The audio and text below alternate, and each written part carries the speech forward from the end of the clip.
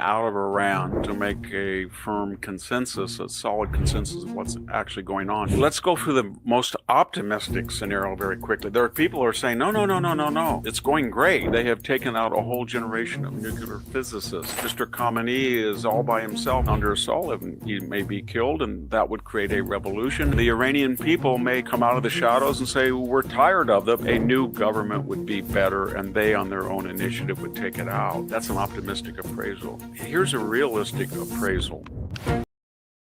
So, welcome back to the program, Colonel. Happy to be here. So, after this surprise attack on Iran, there was great optimism, not just in Tel Aviv, but Washington and I would also say some European capitals. Yet now the mood has shifted to a great extent, and there's a bit of a gloom among those who are cheering on this war. How severe do you think this is now? Is Iran winning? Well, the war has just started. I don't think people understand that. And I would not expect it to win anytime soon, or end at any time soon. I think people grossly overestimated the impact of the surprise attack on Iran, in which we were ultimately complicit. I think President Trump did what he could to create the illusion that we were interested in some sort of negotiated outcome. And that helped to sort of disarm the Iranians, at least initially. They've surprised me with the rapidity that characterized their comeback. And their arsenal has now come into use. I was talking to somebody else earlier today who was tracking the numbers of ballistic missiles, medium-range ballistic missiles with a 12 to 1,400 kilometer range that had been used. And of course, they have over 3,000 of these, and only a fraction have been used thus far. So I think Israel is in for a long war, whether it wants it or not. And we are about to join it, because I think President Trump's announcement that he was going to take the next 2 weeks to think about it is nonsense. I think the decision has been made. In fact, I have sources on the inside telling me that it's been made. What's taking time is to assemble the air and naval forces that have to launch the attacks. You remember a few months ago, we had enormous numbers of naval and air assets in the region. Ultimately, we withdrew them, and it takes time to reassemble them. Once they're assembled, we will attack. So Trump's announcement that he will still think for another 2 weeks, this is just the required preparation to get, I guess, the strike group in place? I think he was told by the Secretary of Defense, look, we're not going to be able to act quickly. It's going to take us a few days to get it together. And so he said, well, that's fine, because, Donald Trump loves to play with the media. There is nobody, certainly in my lifetime, who's been better at manipulating the media than Donald Trump. And so this gives him an opportunity to do that. But in reality, the decision to attack has been made, and the forces are still assembling. Remember, a lot of ships had to be replenished. In other words, they need to be reloaded with food, water, as well as munitions and missiles. And then you had to bring in carrier battle groups to replenish and also replace forces that were already in the region. And now you have huge numbers of aircraft that are being moved into nearby installations so that they can fly. And I think we have in the neighborhood of 30 to 40 refueling assets for air refueling. So once it's all in place, they will attack. But you said this war will go on for a while, but to what extent is that possible? Because in a war of attrition, one has to be able to replenish its ammunition and everything else. But it looks as if Israel is already struggling with its interceptive missiles. The Iron Dome appear to be less powerful or convincing than it had been sold to the public. not that I'm contesting that it would be a long war, but to what extent would America be able to perform differently than Israel? I know America has greater firepower, but it's also to a large extent more exposed in the region, isn't it? Well, you're coming to an important point. You have Israel, which is on the ropes. Let's be frank. They've seen a substantial portion of their country destroyed. They're not going to admit it, but I think that Netanyahu has been pleading with Trump to get into the game quickly. You've got to come in. We're running out. We had many, many large aircraft, Globemasters, that landed within the last 24 hours to try and provide theater high altitude interceptors, missiles, as well as Patriots and others. We have troops on the ground in Israel that are helping to man the radars and the THAAD batteries. So this is a very difficult situation, and Israel has always been at the end of a short tether when it came to warfare. In 73, we had to fly in enormous amounts of equipment in order to replace the losses and help the Israelis to get back on their feet. But at that point, they were the victims of an attack. This time, they victimized Iran. And Iran is different from the other states that they've faced. Iran is a large continental power. The United States is preeminently an air and maritime power. We are not going to commit large ground forces. We don't have them to commit. And Iran is almost the size of Western Europe. Put France, Germany together, part of Spain and northern Italy, and you have Iran. That's an enormous area. You don't mobilize forces and move into a place like that quickly. And so I don't see much evidence for that. I think people need to understand what the goal is. And if I could take a minute to try and outline for people what the goal of the war is, then perhaps they'll understand what's really happening. This is and I am ready to die defending Nigeria in whatever way. When it is God's time for us to go, it is and you not took my going time to God. You are ready to defend Nigeria. I gave you out of Iran No, Please, or out of the White House or I'm out of Alexei. Israel to make a firm consensus, a solid consensus of what's actually going on. In that lacuna, maybe we should just very quickly look at a pessimistic, an optimistic, and a realistic appraisal. Here's what the pessimists are saying. These are not my views. I'm trying to give an accurate portrayal of what they're saying. The pessimists, both here in the United States and abroad, are of two types. There are the MAGA base, and they are saying this breaks Trump's promise not to intervene in wars that are optional. This is a forever war. If we hit the Iranians, that will not be the end of it. That will be the beginning. They will send cadres all around the world to attack our diplomats, our soldiers. They may try to kill Trump again, and this is a violation of his campaign oath. Realistically, some military analysts say, well, wait a minute, even if you take out some of the more prominent nuclear facilities, doesn't mean they can't be rebuilt very quickly. So then the question hinges on, are you going to take out the regime? There's not a lot of evidence in the past that airstrikes will take out a regime. We tried it with Saddam Hussein, as you remember, in 2003, and it did not work. We tried it with Gaddafi during the Reagan administration. It did not work.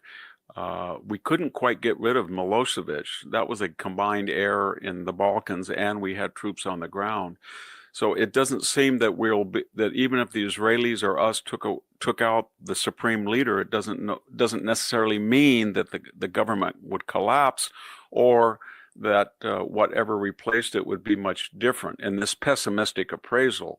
And the pessimist then would say, why not negotiate and bring back the monitors, and you would have a breathing space of 3 to 4 years given the rubble of the current nuclear infrastructure, where there would be heightened tension, and we could negotiate ourselves out of this and stop this war that has ripples throughout the Middle East and involves superpower possible intrusion from China, Russia. Let's go through the most optimistic scenario very quickly. There are people who are saying, no. It's going great. Israel's taken out 50% of the mobile launchers. If you look at the number of missiles that are reaching Israel each day, they are diminishing, and Israel's ability, therefore, to knock out these vestigial attacks will increase. And they have wiped out all of the command and control of people in their 50s and 60s in the military. They have taken out a whole generation of nuclear physicists. Mr. Khamenei is all by himself, and now that he's hit an Israeli hospital, he can be taken out. And the Iranian people may come up and come out of the shadows and say, we're tired of them, especially because most of these people that have tormented and directed the torture and the oppression and the destruction of our daily lives are dead. And now Mr. Khamenei is under assault, and he may be killed, and that would create a revolution. And if you have a revolution, even if you did not hit all of the sites that were being necessary to ensure the end forever of the nuclear program of Iran, a new government would be better, and they on their own initiative would take it out. That's an optimistic appraisal. Here's a realistic appraisal, that Donald Trump is going to wait for at least a week, and he's going to see if the Israelis can come up on their own with a formula in lieu of a bunker buster to diminish or actually end all of these nuclear infrastructures viabilities. And what do I mean by that? Send commandos on the ground. Take F-35s with small bunker busters just again and again every day. Send them through the same blast hole. Or maybe get a C-130 and jerry-rig it up to get a 30,000-pound bunker buster. You wouldn't be at 50,000 feet. It might not have the momentum, but if you came in at 30,000 and you had air supremacy, maybe you could drop 2 or 3 of them in 4 or 5 of them with a C-130, and the United States would not be involved.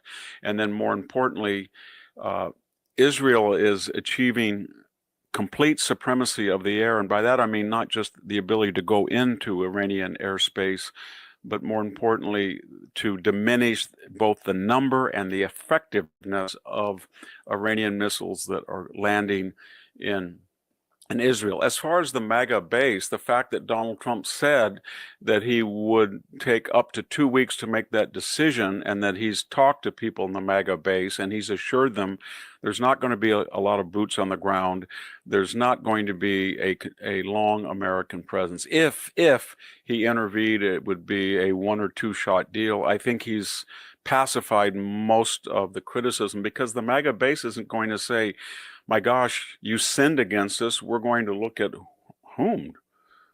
There's nobody else there. There's only Donald Trump. There's no Republican alternative to him.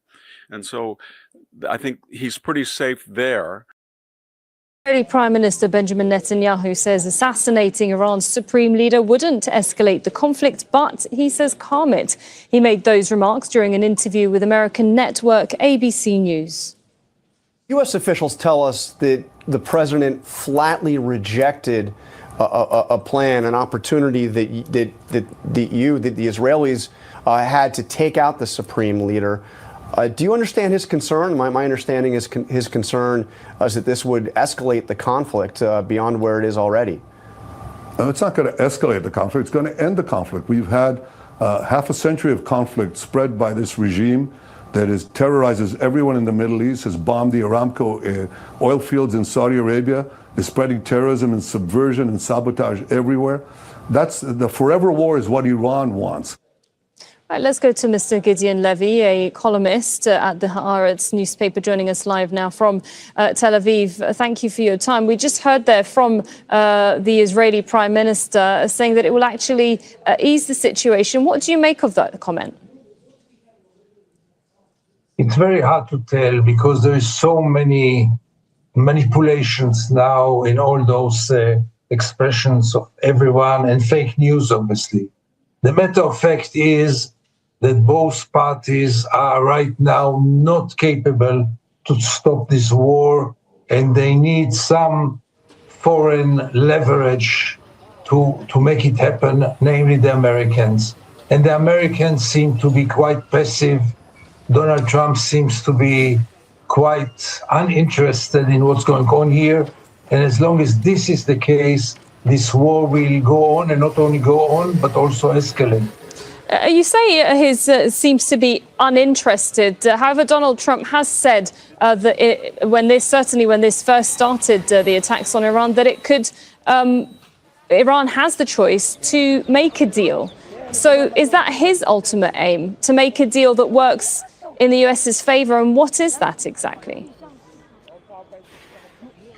Yes, Iran can get back to the negotiation table, but it will not do it under circumstances which will be perceived by them as a total defeat. For them, honor, national honor is very important. They will not humiliate themselves, and they rather continue if it will not be a reasonable offer. Now, I'm not sure that Israel is interested now in stopping it, because Israel feels that there are still goals to be achieved.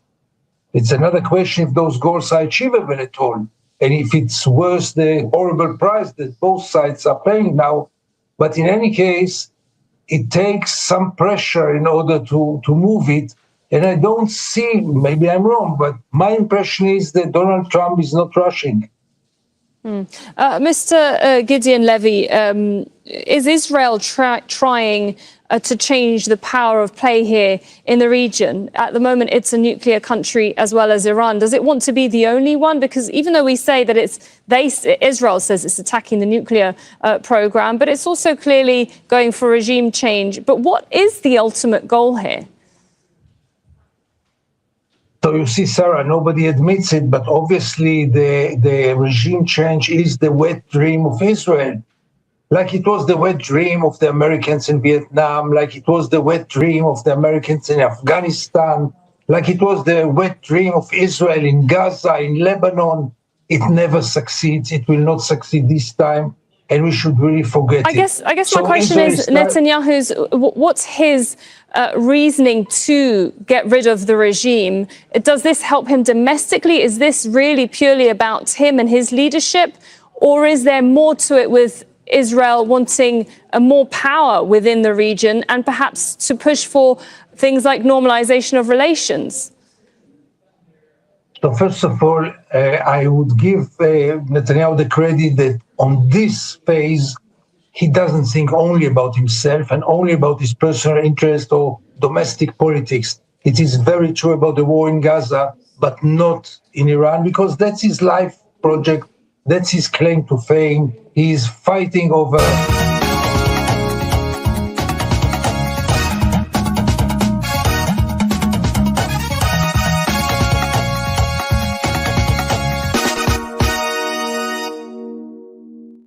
You go anywhere.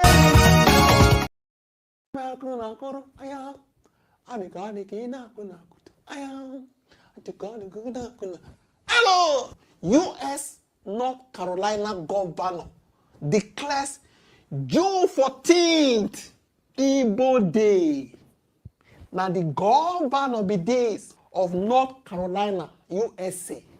His name might be Jostan. He talks say he don't declare June 14th in North Carolina as Igbo Day.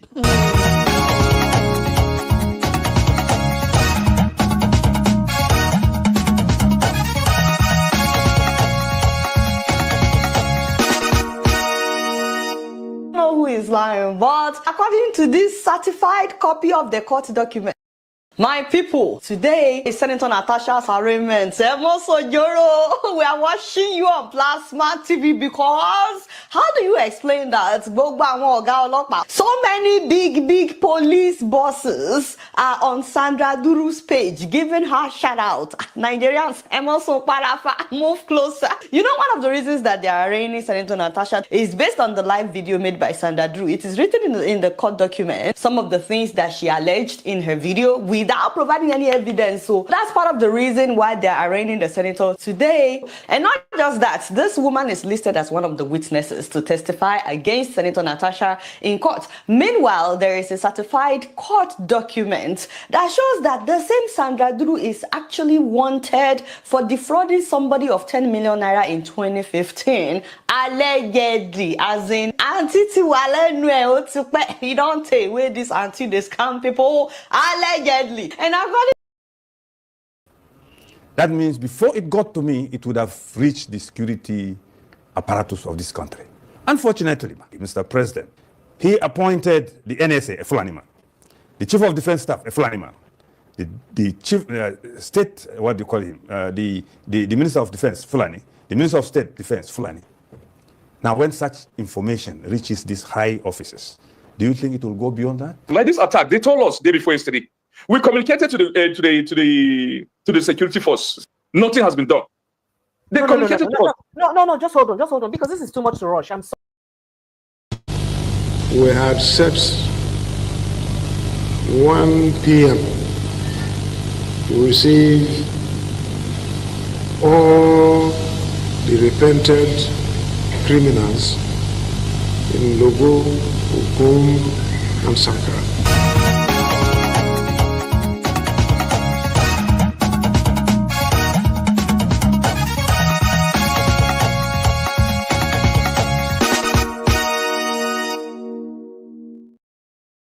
Of criminality, and they are willing to surrender and accept amnesty, and we quickly oblige them because all that we want is peace for our people.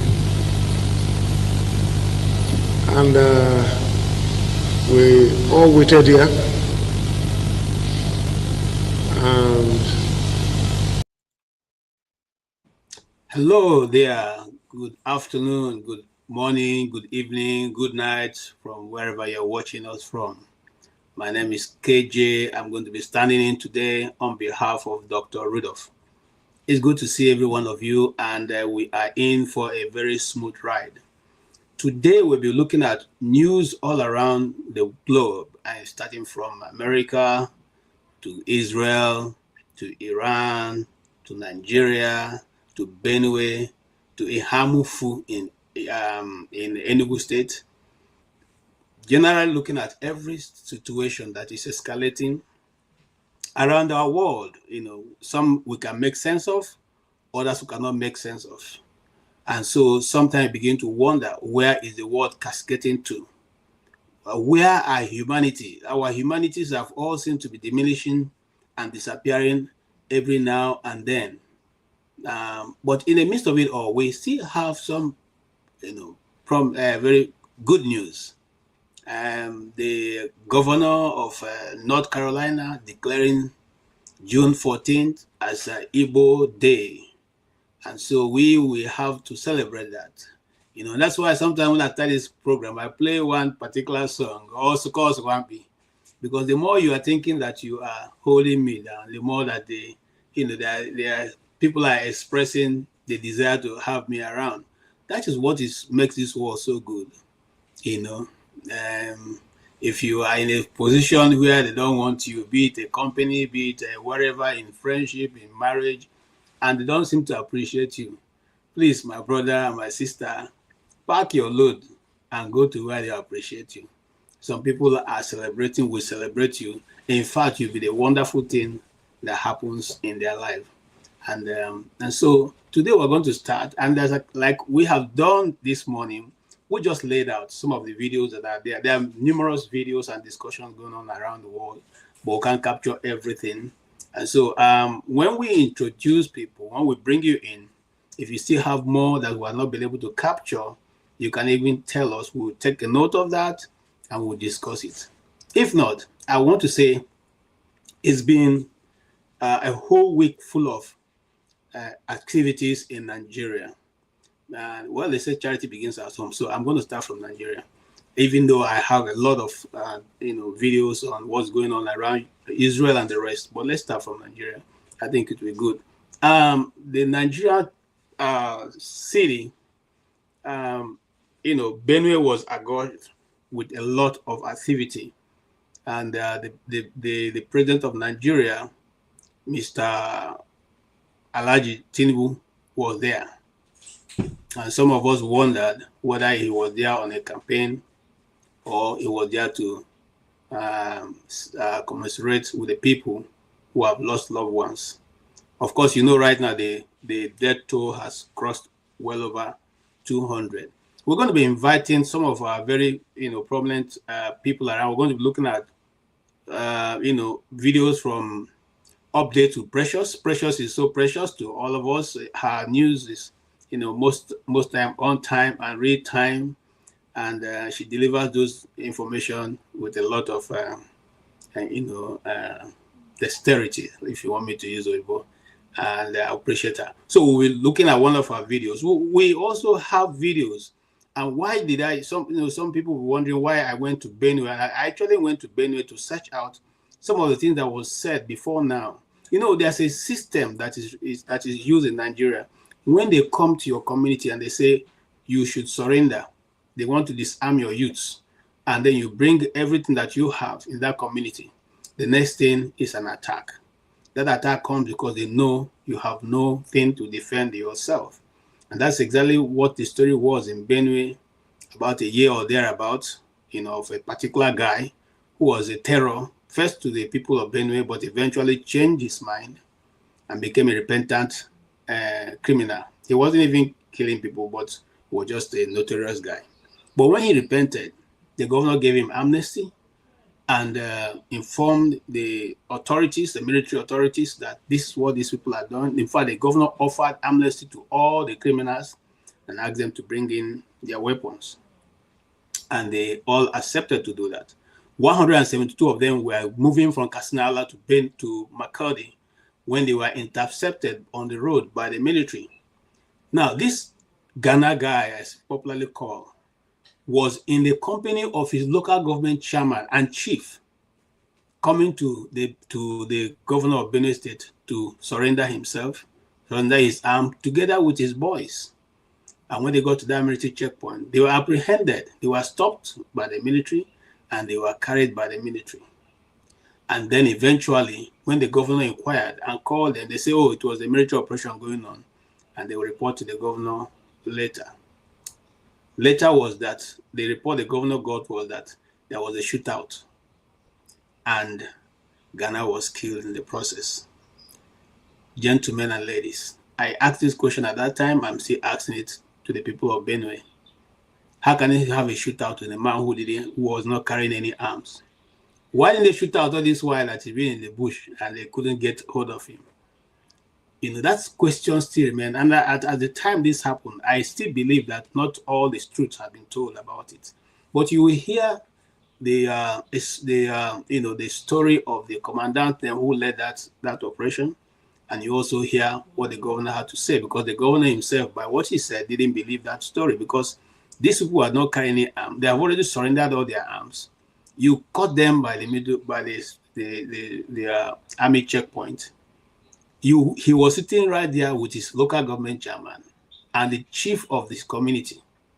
Is that the chiefs and the local government chairman were also leading him in this thing? You took him away, plus the vehicle of the chairman of that local government. So it wasn't like you're taking him away while they were fighting. Gentlemen, why am I trying to take my time to explain all this? I'm explaining all this because this is the strategy they use all the time. They identify those people in your community who can resist whatever evil they're trying to introduce. And when they are able to hold them, they take them out and put them in a confinement or totally eliminate them so that obstacle is no longer there. And then they can have a free ride into your communities and cause havoc. It is time for Nigerians to wake up. It is time for us to see the other way. It is time for us to have a rethink whether we want to remain as a nation or want to go our separate ways. Remember, and I will say this, and some people begin to think I'm anti-not or anti-whatever. No, I'm not anti-anything. Truth is truth. Truth will always remain truth. If you tell it today, it is truth. If you tell it next year, it is truth. If you tell it 10 years later, it is still going to be truth. And the truth simply remains. If Benue is a northern state, where are the Northern Elders Forum who have come to demand for those who have buyed these people to come and pay compensation? Where are the Sultan of Sokoto who should now come to Benue and pay people of Benue for the buying of the people of Benue? Where are those northern youths who have been giving ultimatum left, right, and center.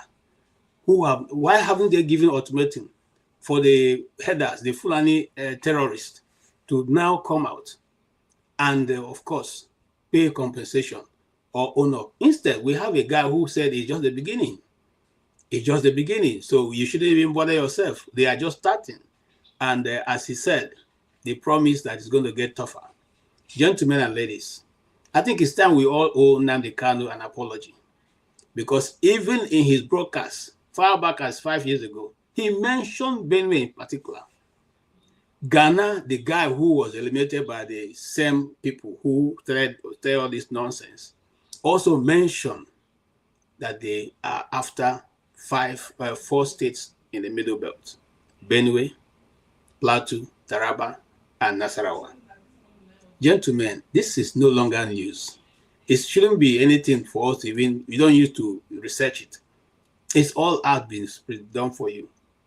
And these things, we see them playing out. When shall we wake up?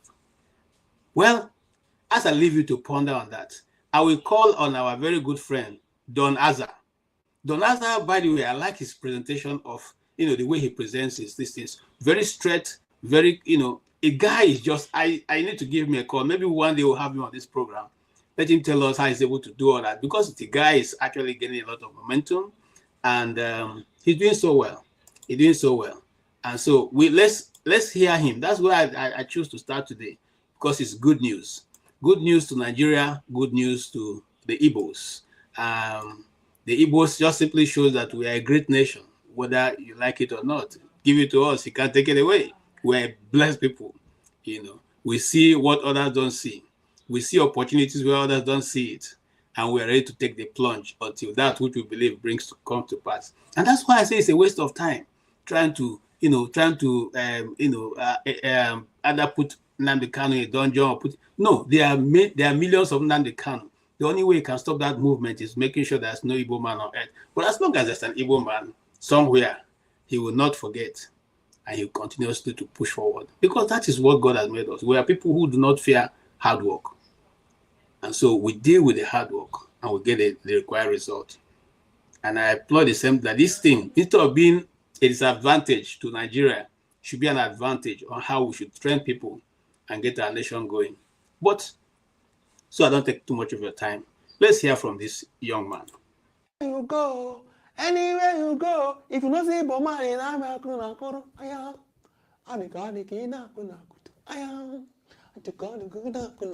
hello, U.S. North Carolina governor declares June 14th Igbo Day. Now the governor be days of North Carolina, USA. His name might be Jostan. He talks say he do declare June 14th in North Carolina as Igbo Day. Inside America, now the declaration paper be this. Don't worry yourself. Very, very tiny. I don't break it down. If you want to read the news, run go People's Gazette. Let you read them. Look at it. Governor Jostan, North Carolina, USA. Waiting talk declares June 14th, 2025 as Igbo Day. Issued proclamation on June 12th. He did the proclamation this date. Cause 14th na Igbo Day. Let me continue. Purpose to celebrate Igbo people, culture, and tradition of Southeast Nigeria. Statement from the proclamation.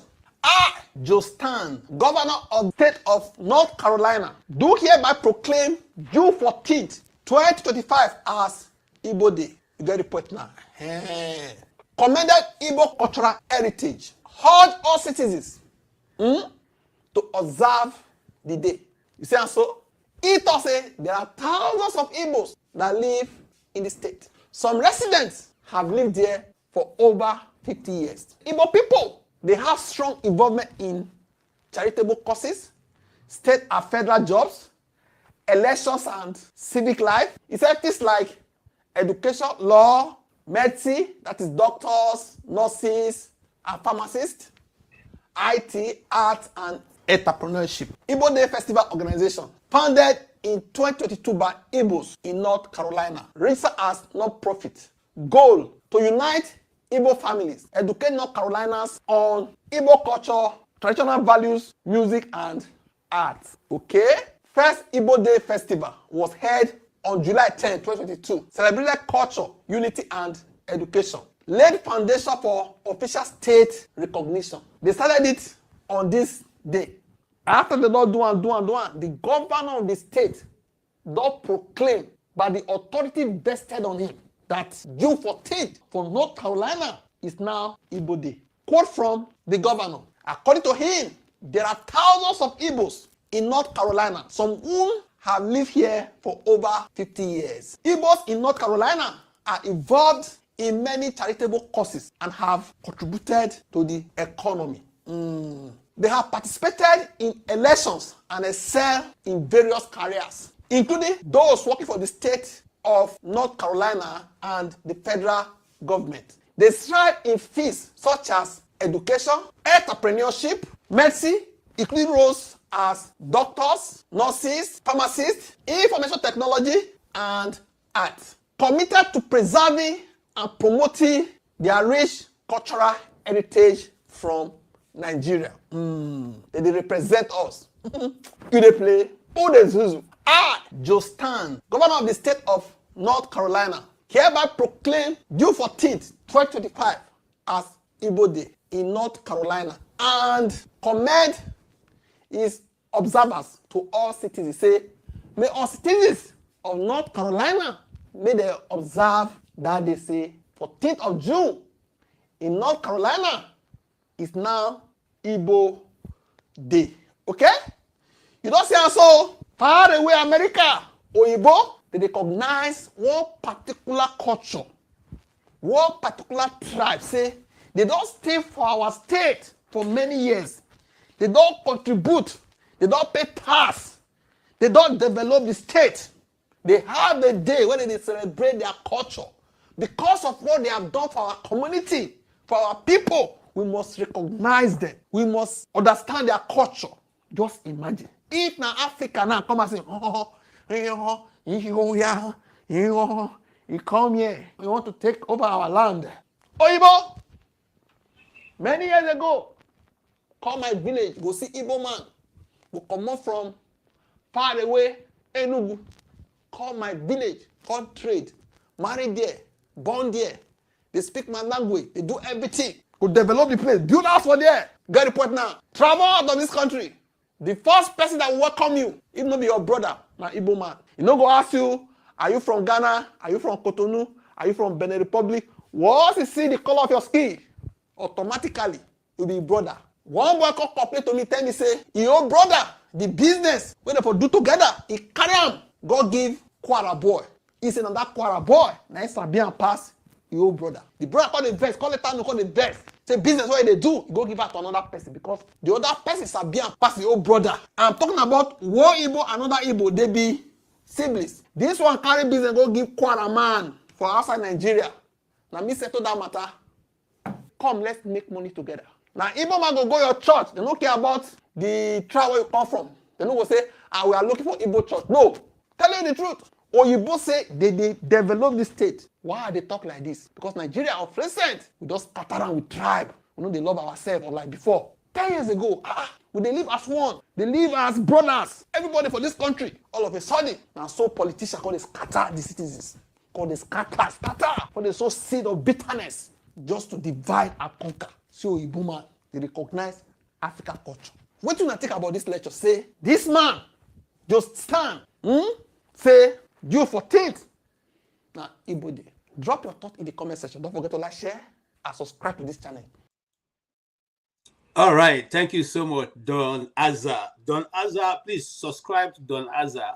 He is doing a lot of good work. He sometimes, his analysis are, on point, and I would recommend you to subscribe to him so that you can also be able to get these informations, not from us, but right from him. And so what he has said is worthy to, and so I give kudos to all the Igbos in North Carolina. Keep doing the good job. Whether we like it or not, we have some, we have excellent spirit in what we do. and that we will not give away. So they have again proven that. Of course, we know that in Virginia, you have an Igbo village that people go to visit. It's a tourist center here in Virginia, in West Virginia. People go there. It is totally Igbo community, built fence with mud, and the way and the culture the Igbos live is actually being studied. So we like it, we don't like it. The truth cannot be hidden, and that is who the Igbos are. So welcome to this discussion. Yeah, before I bring in, I can see man of prestige right at the backstage. But then let's get one more. Natasha, Prophet, and Senator Natasha went to court. In fact, Nigeria is a crime scene. I won't tell lies. I don't know how better to put it. This lady has a case in court.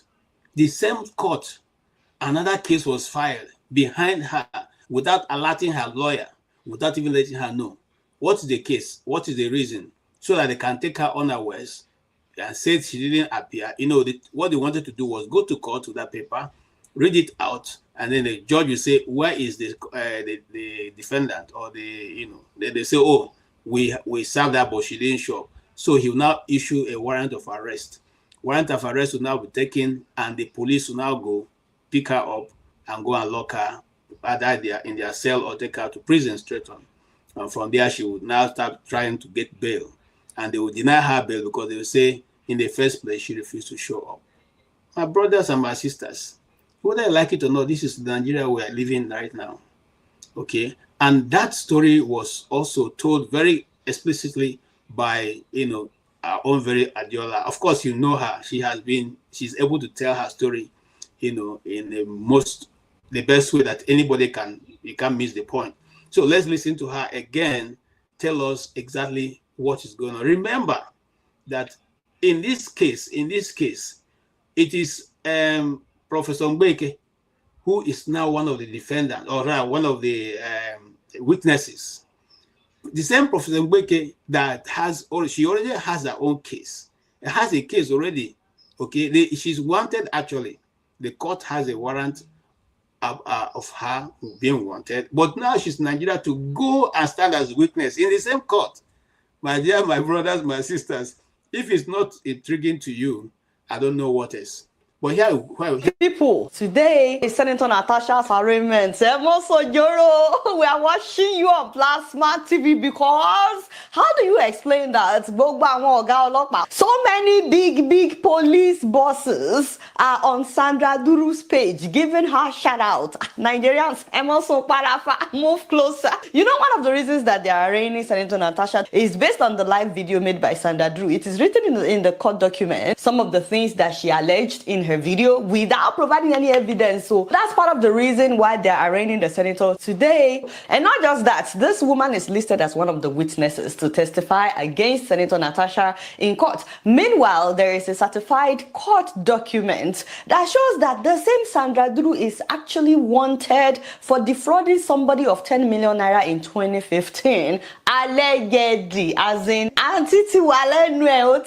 you don't take away this anti they scam people. Allegedly. And according to a report by Sarah Reporters, she left Nigeria in 2016, but there is still an active warrant for her arrest by a Lagos State Magistrate Court. So how can an alleged fugitive be listed as a witness to a court case? Alright, the court document says Commissioner of Police versus Mrs. Duru Eluobi Sandra, female aged 30 years. This was 2015. You see, I don't know. Maybe the court is lying. We don't know who is lying. But according to this certified copy of the court document, this is still an active arrest warrant. So is it that she's no longer wanted? Instead of arresting this woman, it's kind of weird that big police officers are making videos to talk about how great she is and how she's a philanthropist and so on. In fact, why am I telling you? I should just show you guys. And she's the one posting all these things on her page, yo. Let's start with the PRO of the police force,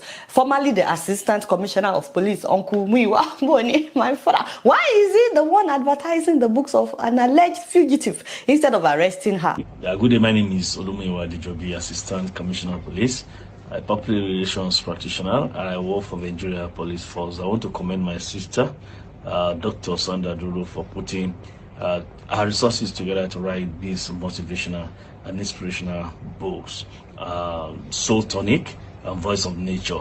These are motivational books that you can use as your daily guides for you to be very, very active on every day. So I want to commend her for putting this together. Sandra Duru, a great philanthropist, academician, and of course a motivational speaker, a mother indeed, who has been touching many lives in Nigeria and in the US and across the globe.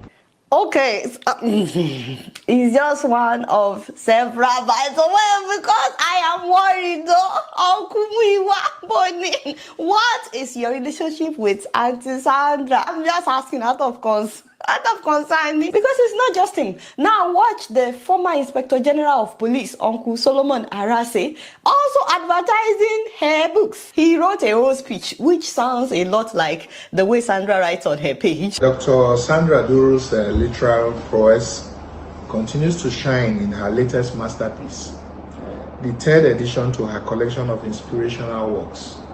In this new book, once again proves herself as a beacon of wisdom and insight, guiding readers on a profound journey of self-discovery and spiritual enlightenment. With her signature eloquence and heartfelt prowess. Now, what else should we say? If the man has to read his own speech. I mean, come on, guys.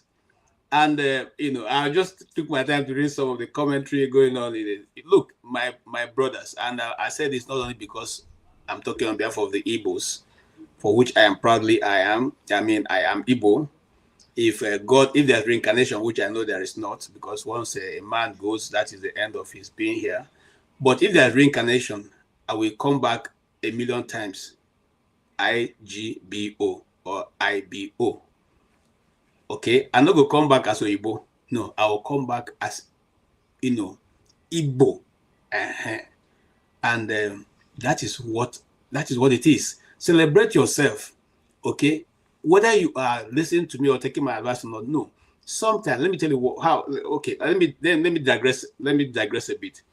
There's a way to motivate yourself. Sometimes this is called self-motivation. You may not have anybody praising you, but once in a month or whenever you feel down, take your money, my brother, enter better restaurant. Not be the one where your wife cook. Eat better food. Tell yourself God has blessed you. You are alive. You are breathing. Celebrate yourself. That is self-motivation. It helps you to be more agile, think better, be a bit balanced in your thinking and other things that you want to do. Let me tell you something, whether you like it or not, the Igbos are doing great work. And if it's annoying you that the Igbos have been celebrated outside of Nigeria and will be rushing to North Carolina, is it the wrong thing to go to where you have been celebrated? Or you want to go to where you make me, where every day you wake up and tell me that I have done this or done that? Where will you be better? You will better go to where you are being celebrated. The people of North Carolina have given open slate to the Igbo businessmen, like all our brothers on this platform, to come and do their investment with no hindrance. You have equal opportunity, and they have done that for over 50 years. The governor of North Carolina have now proclaimed that on June 14th, they will mark it down to remember the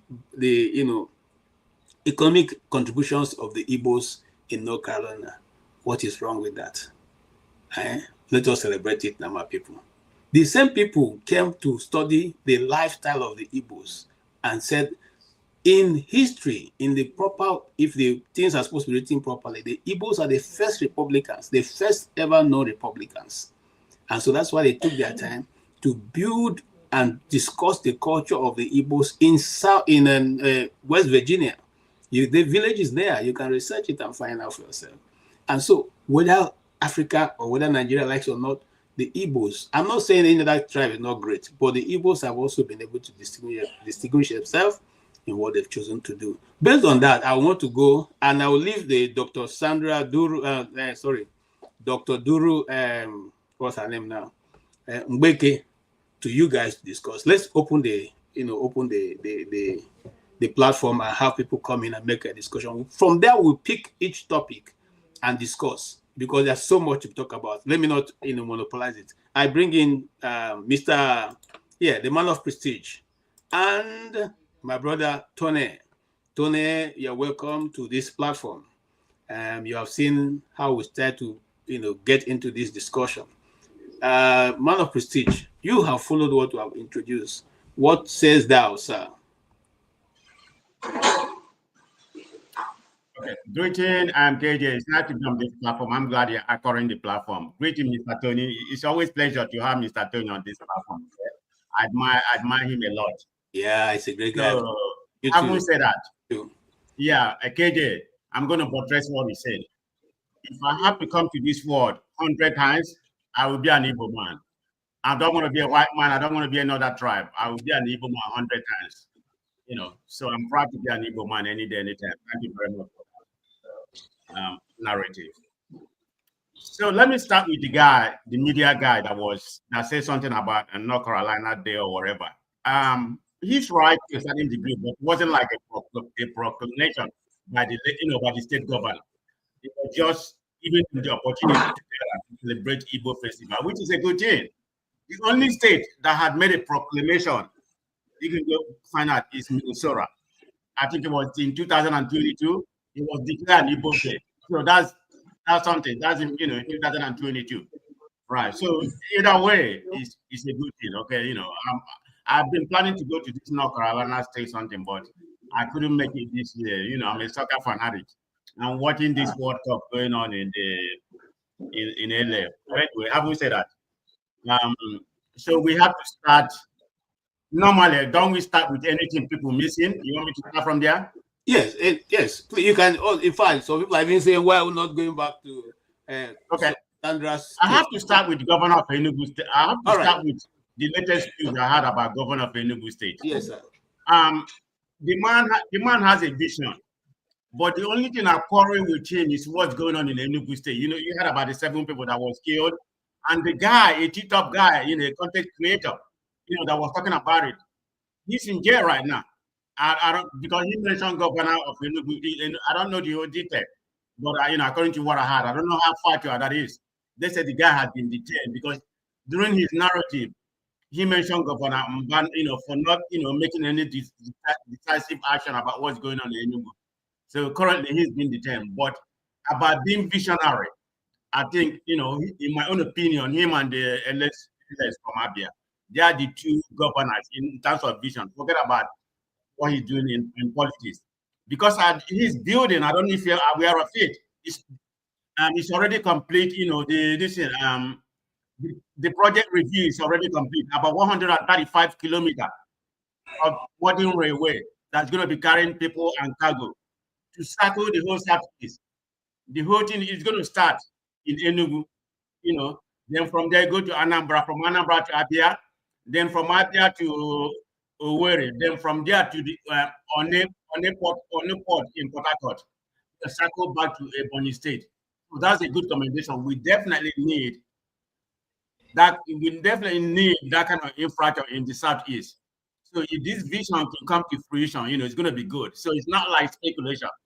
I tried to make my research, and it's true. He's embarking it, so money to be seen. It doesn't want any. I think it's going to. It's for a funding to help him implement the whole thing. I think the Chinese company and some other things is the one that's going to construct the whole thing. So that's a very good development. I commend him for that. But the area of not being cared, I don't know, just try to get something from the government, but it doesn't worth it. Human life is more important than this project to me. We need to speak out about what's going on in Enugu. It's not just in Enugu, pretty much the whole southeastern state, Eha-Amufu going on. So I just wanted to bring that, that one out. All right, thank you, sir. Tony.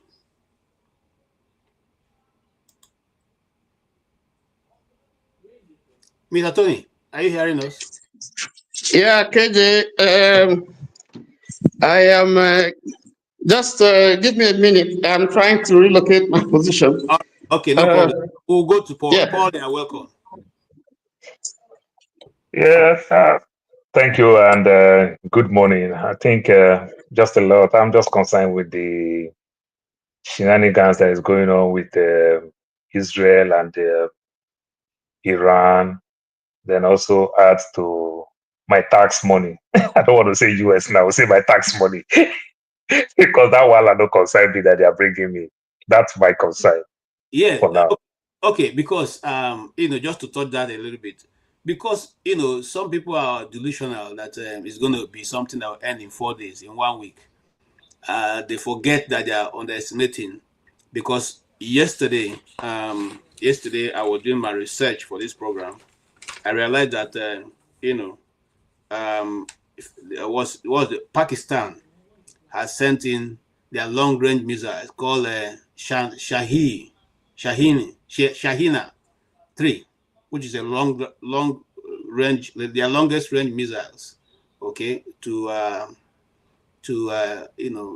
Iran, and it can go up to up more than 1,000 miles. So that means that wherever they decide to, they can actually they can carry nuclear warheads and otherwise. So those who are thinking that it's going to be quick, yeah, thank you.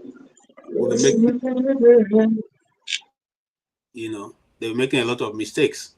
So I agree with you, but let's kickstart the program and we'll come into that. Yes, did you follow Man of Prestige? I'm coming to you. Did you follow the Natasha story? And just like Diola have laid it out so far, have you noticed that big police commissioners, big men, IGs, police commissioners, President Sabi, they are the ones now praising this, thinking the praise of this lady, and it's all there for you. In fact, Diola had all of them, put some of them majorly together. I went to her page and I saw many more very prominent Nigerians discussing how important that she is and how she has been able to contribute to society. My brother, what do you think about this kind of shadow boxing that they're trying to do? Do you want me to go ahead and start, or you want to give Tony the option? You want me to go okay, ahead and start? let's welcome Tony. Yeah, Tony, are you ready now? Yeah, I'm good. Good evening, good afternoon, good morning, wherever you are, KJ. Thank you for the program, my brother. Thank you, Man of Prestige. I like your dressing. Thank you so much. Brother Paul, my brother. How you doing? And then I see my brother there. That's my brother from Gambia, right? Mr. James. Mr. James. Clear. Yeah, clear. Yeah. Yeah, I think yeah.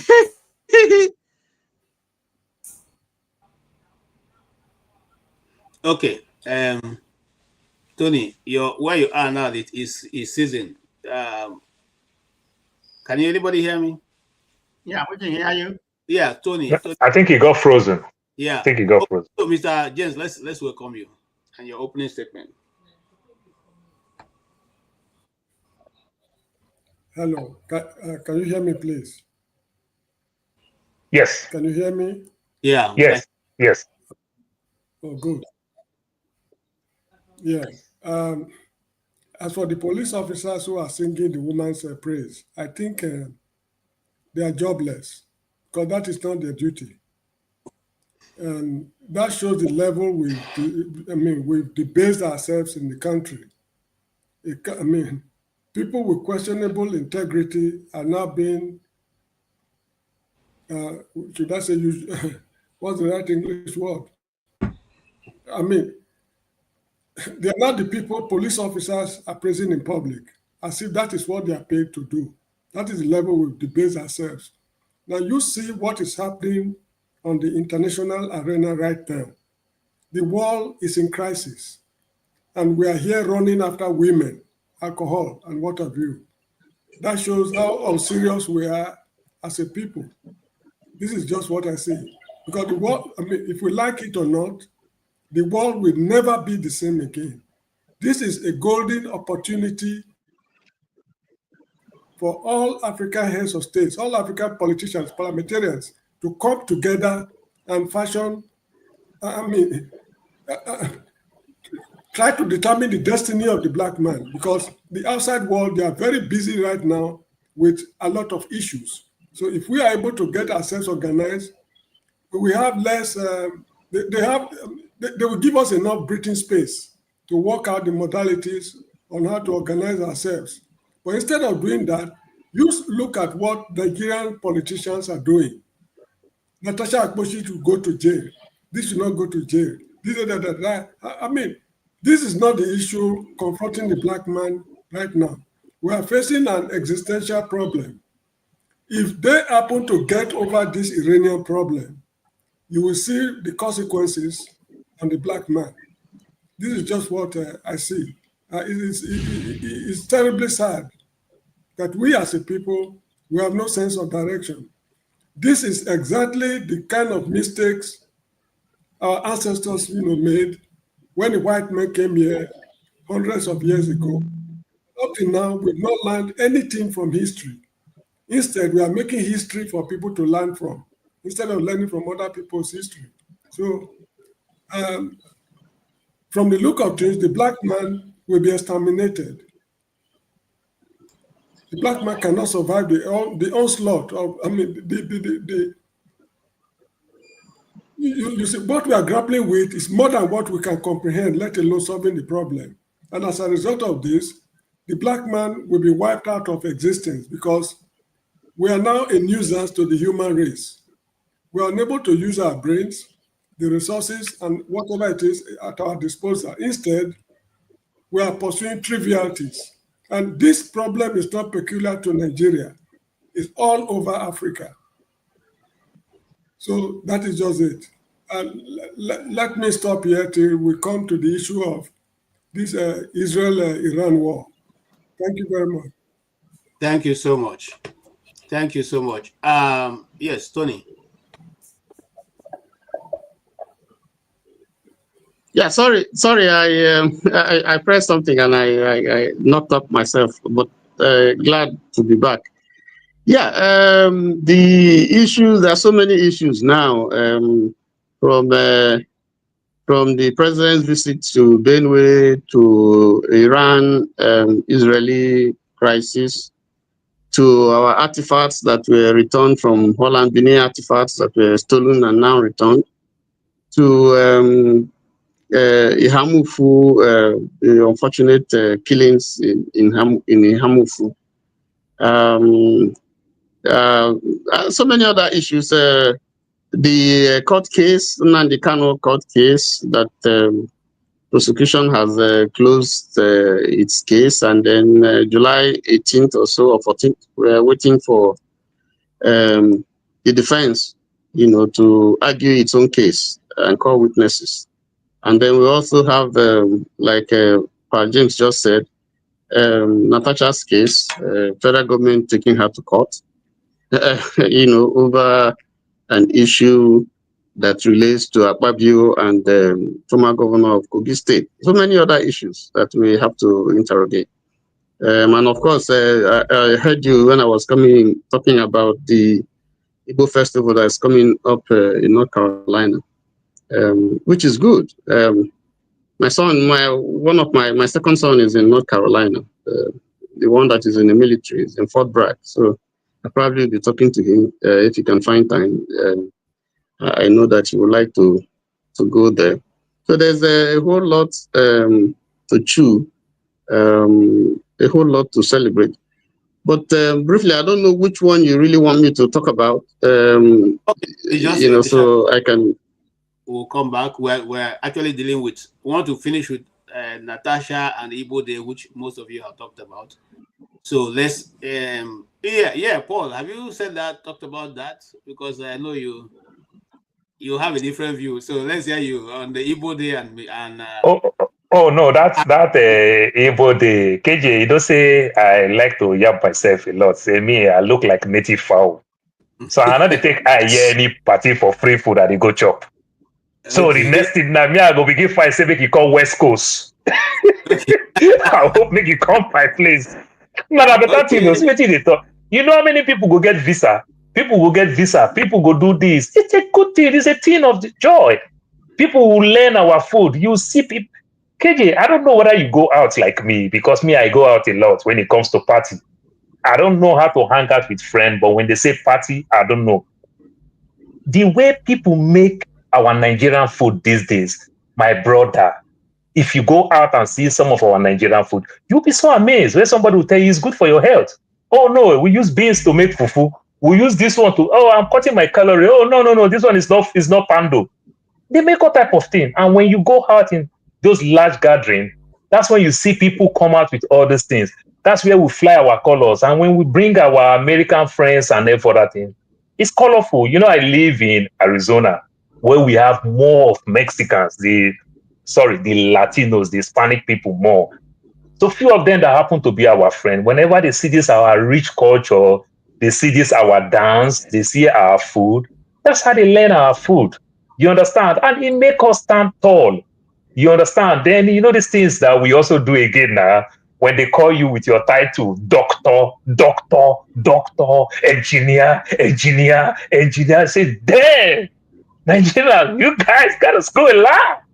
It makes me stand tall. You understand? I come from a community. The last time when I was in Texas, that's when I attended my Orobo culture. We don't really have it in my state. So me, I they go Anambra, I they go Enugu. And they know, they just say Igbo they do. The Enugu they do end of year party, count me in, and on the road they go. You understand? So it's a good thing, and I'm so proud for doing that. And I take it as a challenge for other tribes to also look in that direction. You understand? It's help. We have to use everything, and that's how you see people who is starting small business. That's how they market their business, their product. The one who have cleaning company. The last time they did Abia was like 2 years ago. You understand? There's this guy, which I know him a lot. You understand? He said he want to give 100 people account. You know, he have almost 200 accounts in terms of these cleaning companies and everything. He said he want to give 100 people account to do this cleaning job. There are not this nonsense thing that you see one Nigerian man in 2 master degree working in Amazon, working here and everything. You know, he comes out and help like that. You understand? So it's a good thing when we meet ourselves in places like this. And you know, when foreigners come and see that one Nigerian man come outside to say, I want to help 100 people set up their own business. I'm going to walk you through how you're going to set up, have your own franchise, get your own company and everything. That is fantastic. You know, where we're doing the thing, I hate to say this, there's somebody say, that one way they carry woman like crazy. Nobody want to hear that nonsense. If they carry woman, they help people. This kind of nonsense talk they talk. Nobody want to hear that nonsense talk again. You know, so it's a good thing. I am so happy. And you know, when you even see it to the level of a governor, they recognize things like this. The Nigerian that I know, you understand, North Carolina, don't become Oga Patapata of devil. And it will be a great challenge. You understand? Say, Atlanta people, where on a day? California people, where on a day? You know, mostly people who stay around the Texas, the seaport area. You understand? Baltimore, Maryland, around the seaport area, who do all this shipping thing. It will become great challenge. And they use it to help themselves, build themselves. People talk things that they want to do. Also, that's where people talk about, oh, my kids want to go to college. They say they want to study this. So no, forget about that. This is the new thing. You understand? Great connection. Whenever I go to all this party and everything, then on the side again, go chop better sweet food again for free. Very true. And I like that side. That's true. my take. 2 days ago, I went to a Nigerian. I saw the name Suya Sport. So I said, let me stop here and buy some suya, you know, for my family. So when I got in, I saw the young man. He looked at me. I said, oh boy, he said, you were looking very American, you know. And I said to him, how come they hear this language? He said, me, I be Nigerian. You know, purely Nigerian food. Guess what? I was the only Nigerian there. Every other person was either a black American or a white American or a Latino, all lined up, buying takeaway. Some are even eating there, buying takeaway. So, and I was like looking at them like, They kick it. What makes me laugh? They'll start convincing you certain food to eat. You they laugh. Say somebody they convince you. Say, how about you try this? It's good. You they tell me my own food. Say we can try them. You would think they are coming to buy suya. No, they are buying swallow. They are buying swallow and soup. Oyibo man, they buy swallow and soup. As they say, excuse me, how you go take chop this one? I say, oh no, it's very sweet. It's very sweet. they even chew the thing self. But for them, that is more healthier than whatever they're eating. So how can it that we're not able to see these things? And somebody say, I complain that, sorry, I'm not cutting you. Somebody telling us that maybe you should also talk to that. Somebody on the comment, I don't want to call his name, saying that the black man is a nuisance to society. So please help us understand, or let him come on and tell us how we're a nuisance. So you and I are a nuisance, including the person who is writing it to the society. I don't know how. KJ, when you chop too much because of you they greedy of the food, you no drink water, your shit come too strong. You go say the food no good, but you don't go say now. Like greediness of the food make you no drink water. You can't blame the food. So leave the person. Now you chop food when you don't drink water. Me, I drink water when I chop the food. All right. KJ, you know, our swallow and egusi soup and jollof rice is really making is something great here that people are going after. People who are not even Nigerians. If you look at if you go to internet, I can even tell you here, my church. You know, people are crazy about our egusi soup, about our jollof rice, and so on and so forth. So, the Nigeria is it's just that we sometimes when we talk, that's a great country. That's a really great country. Our music, our food, our you know, the way we dress. You know, it's these people admire our music, our movie industry. You know, these are things that Nigeria is exporting. You know, we can say anything that we want to say about our country, but where if you see people, there are people here who are saying, next time when you're going to Nigeria, please, I want to go with you. You know, so people are crazy about our country because these only the bad things that, you know, the Western press, you know, would advertise, but the very good things that we have, you know, that they don't have, they have never seen anywhere. You know, they don't talk about it. And so when they hear, when they see a little bit of all those things, like, wow, you know. But quickly, I really want to talk about, and this is for man of prestige. I don't know if you can confirm this. I was watching a video, and it's on a club called Lagos in downtown Broadway, in LA, in California. And Nigerians were having a party. And, you know, Nigerians are very loud when they have parties. So ICE surrounded that's the building where they were having this party, and just waited outside. And as soon as they finished and they were coming out, you know, they started you know, accosting them and, you know, taking their fingerprints to find out who whatever they wanted to find out, maybe who is here illegally, or, you know, who has you know, crime or whatever. So I don't know if you saw it, and if it is true, because I saw the video, if it is correct, it means that we have to be very, very careful. You know, I just wanted to put that in. I don't know if you saw it. Yeah, I didn't quite see the video, but in my local news here in San Diego,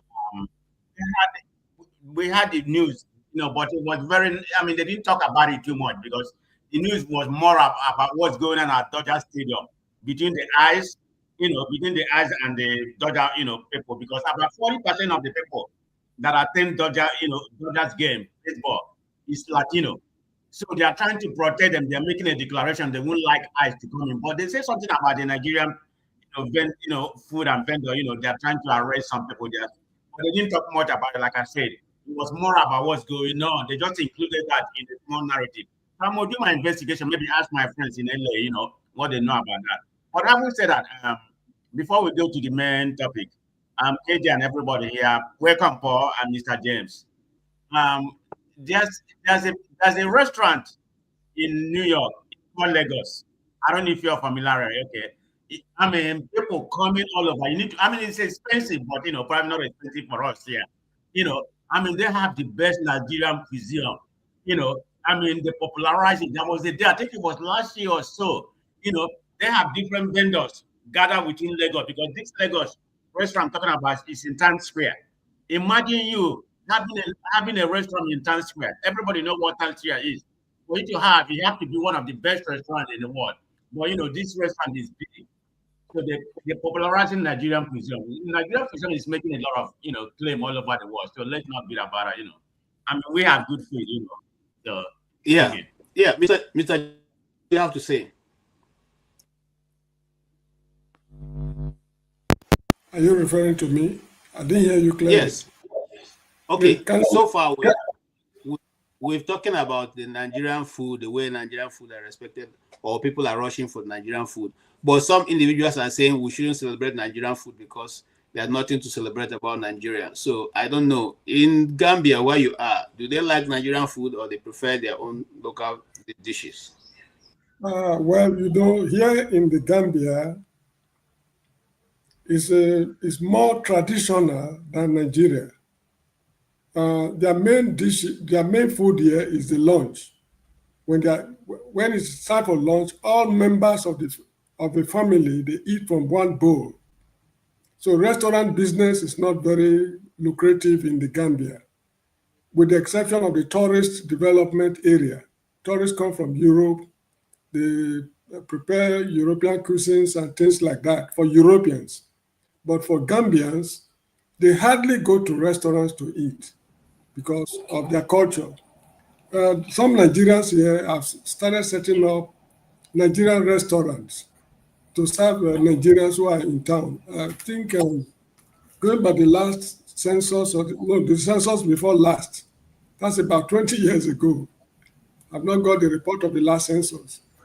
There are about 3,000 Nigerians in the Gambia about 20 years ago. So it should be more than that now. So I sometimes see some Gambians patronizing those restaurants, but not so much. Their way of life is very different from ours. Actually, there's no basis of comparing Nigeria with the Gambia. But one thing I want people to know is that we are living in a world. The world today is a global village. If members of the human race are taking giant strides towards industrialization, science and technology, we should not be left behind. We are now proud of what our ancestors handed over to us. What value have we added to it for future generations? Today, we are not being respected because we are unable to do what others are not doing. If a Nigerian or if an African country is able to do what others are not doing, or they find very difficult to do, you see that the respect will come automatically. But this issue of saying our food, our clothing, these are custom and tradition, I think it was Wole Soyinka who told Leopold Sedar Senghor that a tiger does not display its tigritude. When Senghor was coming up with the concept of negritude, that is a black consciousness, Soyinka told him that a tiger does not display its tigritude, it pounces. So that is how I see it. If we want to be respected, we should do something which other people are unable to do. We have the mental capability to do what other people are unable to do. If the white man is bringing back artifacts from Europe back to Benin City or wherever it is, that is good enough. But these are things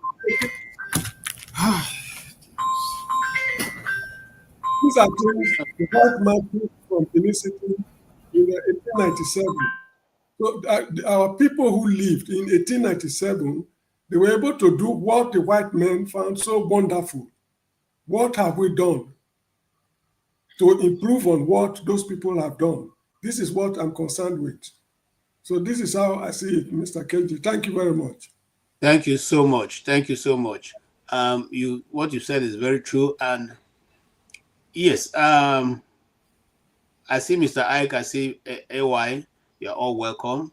Let's dive in real big time. And I'm sure that AY, so far, what do you see and what do you think?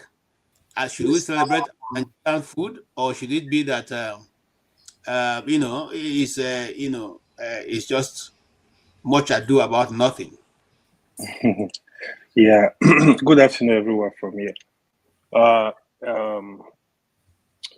KJ, I heard you be talking about the Igbo Day in North Carolina. I think we need to correct this. There is no Igbo Day in North Carolina.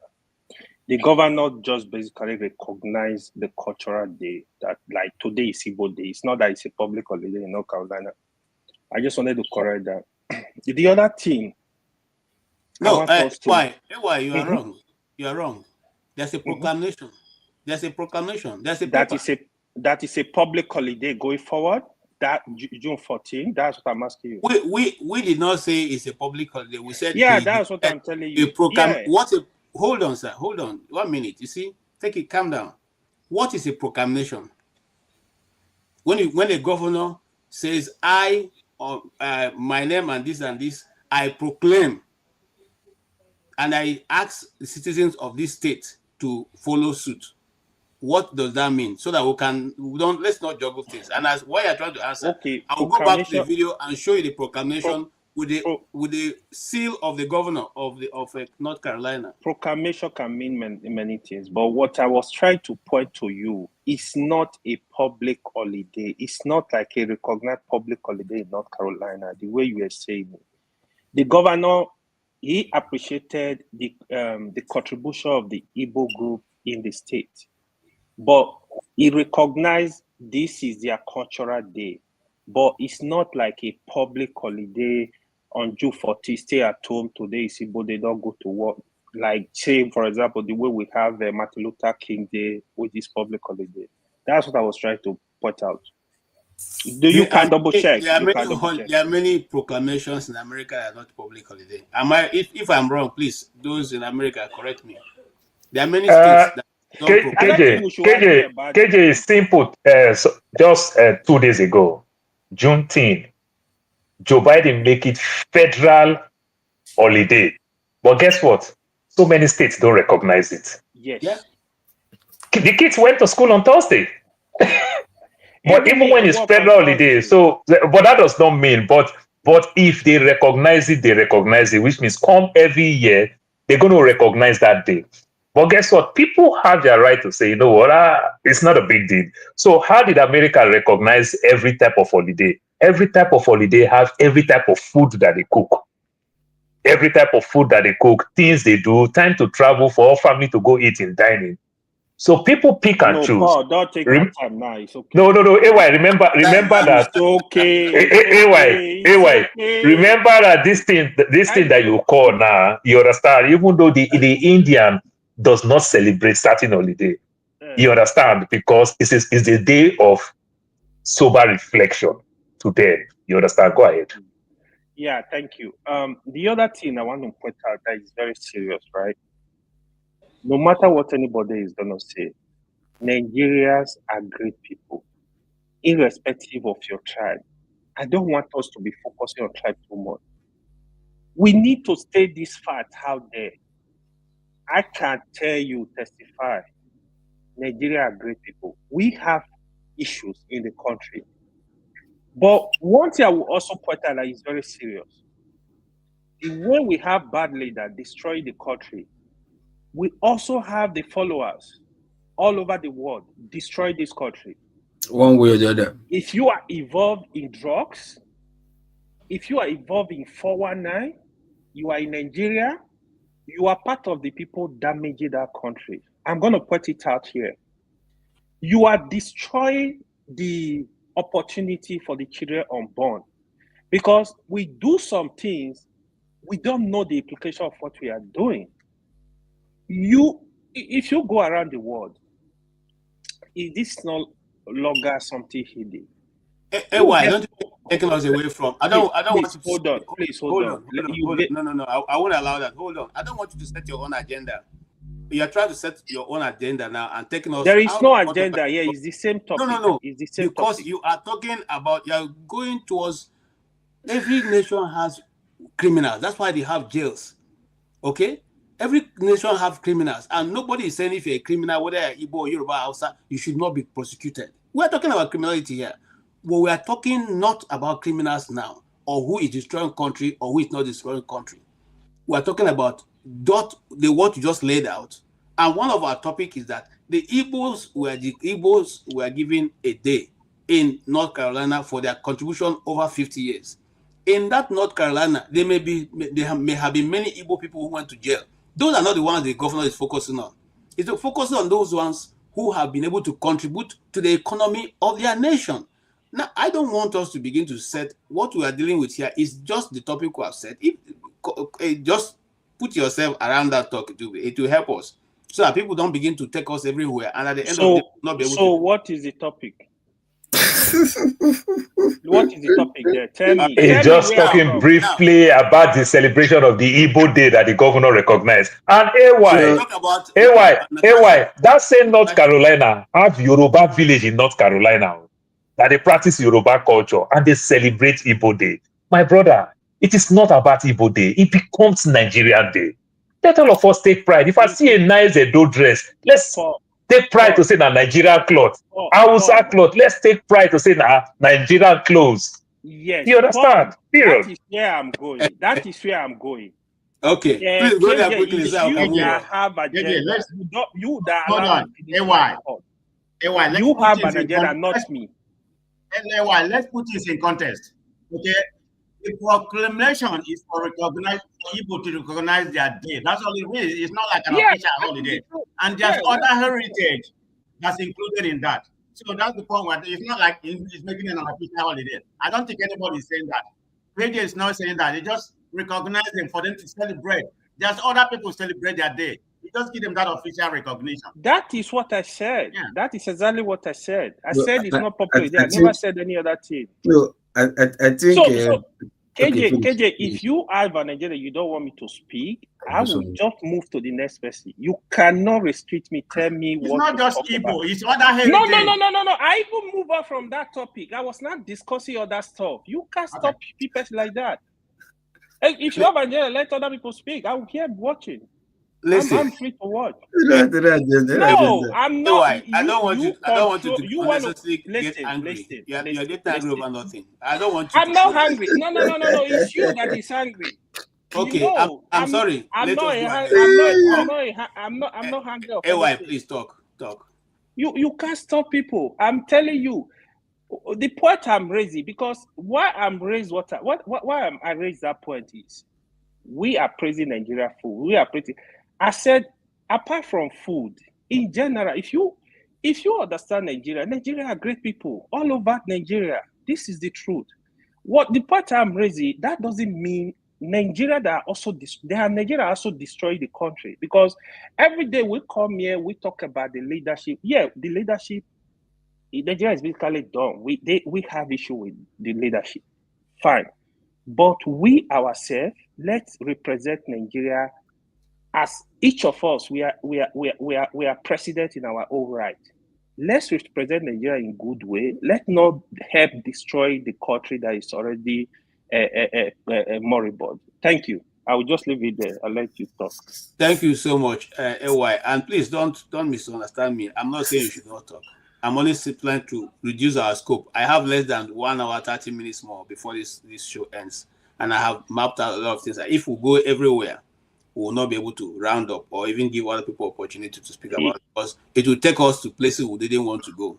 Another day we can discuss the issue of criminality that Nigerians commit after Nigerian shows. But let's move on. I support diaspora voting, but also before you came in, Mr. Ike was here. So let's hear Mr. Ike before coming to you. Mr. Ike, you're welcome.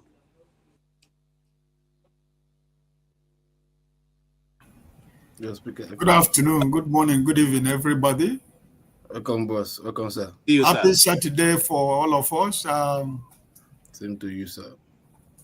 Hey, why your body the hot? I'm proud to be an Igbo man. If you like, go and jam electricity. It doesn't concern me. Go and jam a pole. I will continue to be an Igbo man. If I die and come back, if there is coming back, everybody is proud to be. I will still be an Igbo man, right? So Nigeria it doesn't matter. tribe. We celebrate our culture everywhere. So he doesn't trouble because when you are in a public platform, you have to finish talking? Some emotional just make a intelligence. comment. Can I finish talking? I will just say, if you are in a public platform, display some emotional intelligence. It's important. Thank you. Mr. I take it easy now. I didn't say anything wrong. I have a lot of Yoruba Don't mind friends. them. I have a lot of Yoruba friends. When they are celebrating Yoruba Day, I go to their celebration. Right? You wake up, everything is tribe. Wait first, now. Continue now. Okay. I'm trying to accommodate, your this thing, but please don't speak that way. Now let us be respectful of each other. Okay, I beg you. Mr. I, go ahead. Before I'm a Nigerian, I'm an Igbo man. And that's the point. And nothing changes that. Whether you want it, whether you believe it or not. Before Nigeria, I'm an Igbo man. And my identity is as important as Nigeria is to me. And I will continue to be an Igbo man wherever I go. So that's one point. My young friend. Second point is that celebrating the achievement of the Igbos in South Carolina or North Carolina is what everybody should be proud of. It has nothing to do with tribe. We're all Nigerians.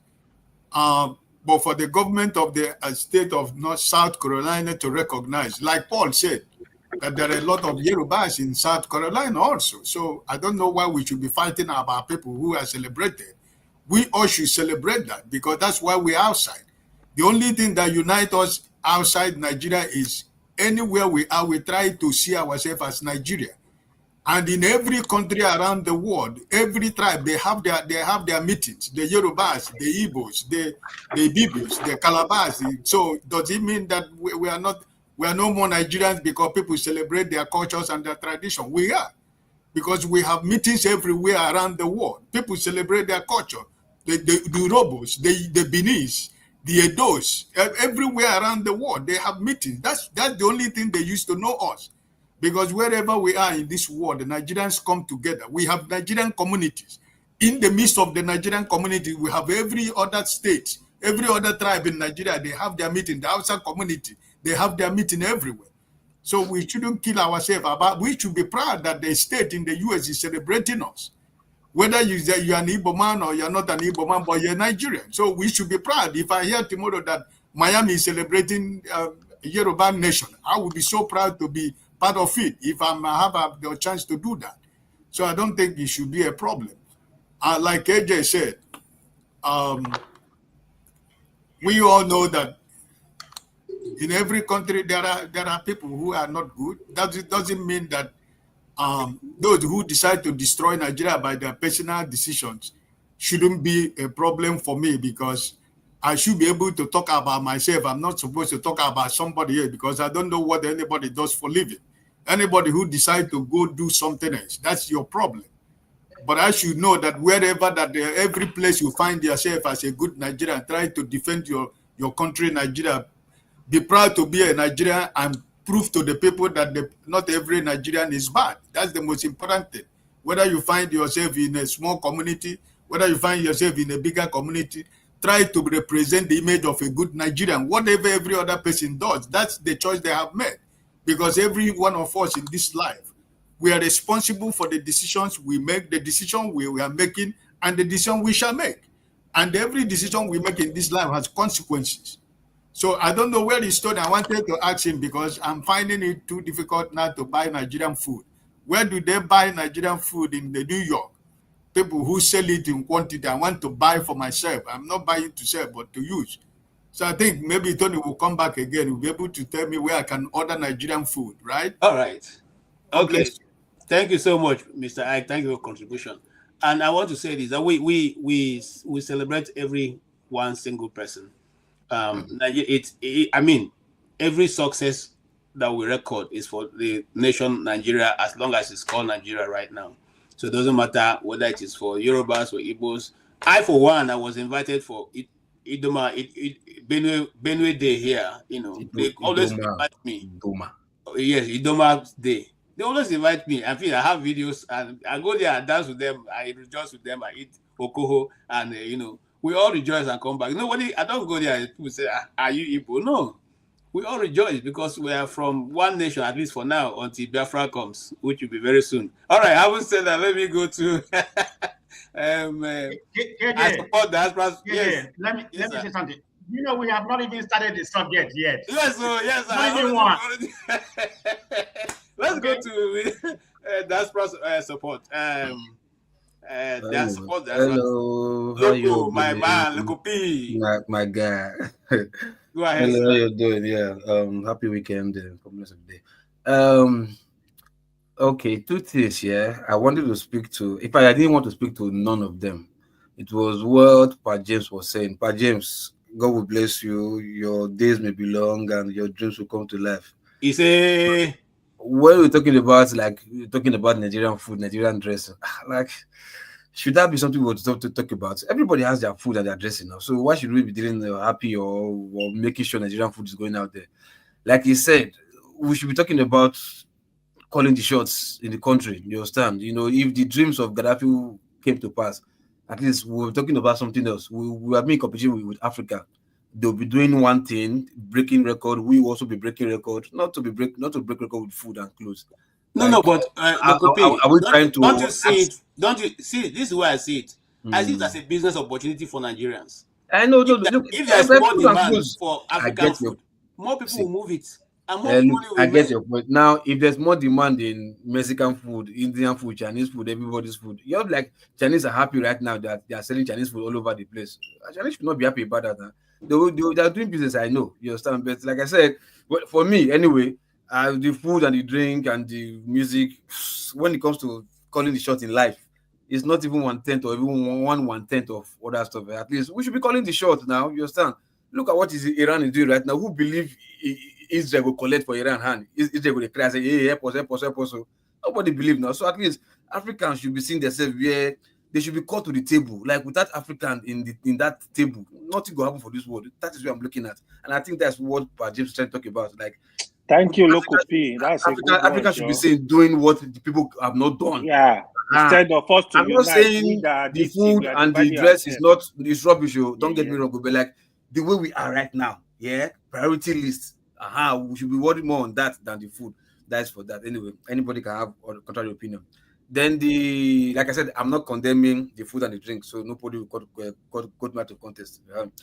Then for the Igbo Day, whatever, KJ, I believe the fire you got, you invented it for yourself because it's a nice thing, but I think you overpainted it one kind, as if say, now Igbo have been doing everything for this life. The way you did it, the way it came out from your mouth. So that's why I know trust me, it's a great thing. Yeah, it's a great thing. Like setting people, either it's one person or setting demographic from Nigeria is going actually sort of Africa and putting their name out there. It's a win for everybody in Nigeria, Africa, and you understand, whatever tribe in Africa. It's a win-win, you understand. But I think the way you come like you depend on go one corner, and I know so you be Igbotist, like as Igbotist, extreme Igbotic, they call it. That you be. So you almost took it out of like, can you go down now? They also recognize it, or they try, thank you. All that chat your tribe in Nigeria, I thought the way you came out for me, So it's not the declaration that is the issue. It is, I think it is you. You wanted to take it over like Misa. Let me make you like cool down there. Cool down. So I think that was just what I think it was trying to say. And it's not that probably trying to attack. But like, come on, any win for Africa, even if it's one person for Africa, I think it's a win for every other tribe in Nigeria or wherever. So that was why I just came. Like, okay, the main thing I came in was to support what Pa James said. Pa James, I go talk about here. Okay, thank you so much. Paul, you put up your hand. You just have 30 seconds. Okay. Well, not even 30, but you have 30 seconds, please. Okay. So I get wondering when people say things like that. See, a situation where you find yourself when you happen to be minority, you see every day people talk ignorantly about where you come from, the things you do. You understand? Somebody is open a window. Mr. Ike, it's North Carolina. Look, North Carolina, there's a Yoruba village. They do documentary like Yoruba people and everything. They run it like a village type thing. and they celebrate on other people. Look, when we go to school during our time, when we write 9 subjects, the subject you struggle with a lot, and you get a CC on that subject. In my own school back then, what we call it CCs. Let my people go. Now, Moses, let my people go. I know I will not write that exam again. That is one side on it. On the soft side of it, I will use these Igbo people to make an analogy. We know Anambra people to be more of business people. You understand? We know the Imo that they go to school more. But guess what? But when you come to the best, over time, you discover that scholars come from Anambra State. You understand? So which means the Anambra people might do business, but when they pick that genius, they send that genius to the highest level. And scholars come from that state and everything. See, my brother, I went to school. I never carry first any day. But guess what? We all know who they celebrate all the time. When you come first, people celebrate you. Yes, I agree. You understand? So when you come first, people celebrate you. But you know me not coming first. It's also an advantage to me today. It make me push my kids a lot. You understand? Because I don't want them to join me for Olodo. Stuff like that. So all I'm saying is that we need to celebrate ourselves. Sometimes he inspired other people. That thing that happened, we can use it to push, to ask for opportunity in other states, in other climes and everything. So it's a marketing thing. And it's a multi-billion-dollar business. See, KJ, Loco, I don't know whether you attend this thing. See, when you go to this event, you understand, like that, they use it to cut a lot of deals. I go there all the time. Look, if I go my Igbo people, do you know the argument we argue many times? Dr. Damage's show, Arsenal, Manchester, this and that. You understand? Going globally. Paul, no, I know you cut me out of context. I'm not talking the food fest or whatever celebration. I'm not talking about that. I'm just talking about like worried African food going all over the world or dressing this and that.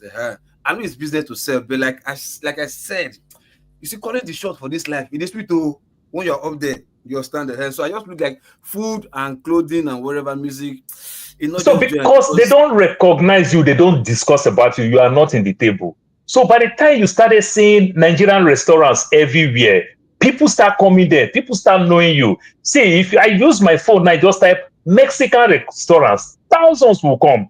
You understand? But if I type Nigerian restaurants, the first thing I see, 1 hour, 20 minutes drive, 55 minutes drive, 35 minutes drive. But if I type Mexican restaurant, 3 minutes drive, 2 minutes drive from my location.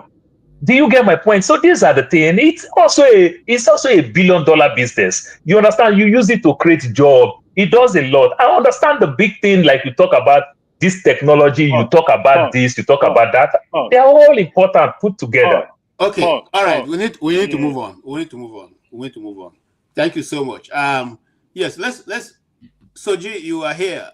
If you're going to make a comment in just 1 minute, I'll give you that opportunity. If not, you wait until we get to. Let's open the discussion because when I've even started, I was spending almost 2 hours. So we need to open up. Yes, sir. Soji, go ahead. Soli, go ahead, please. Soli, sorry, calling you Soji. Soli. Have you spoken about the topic? Not yet.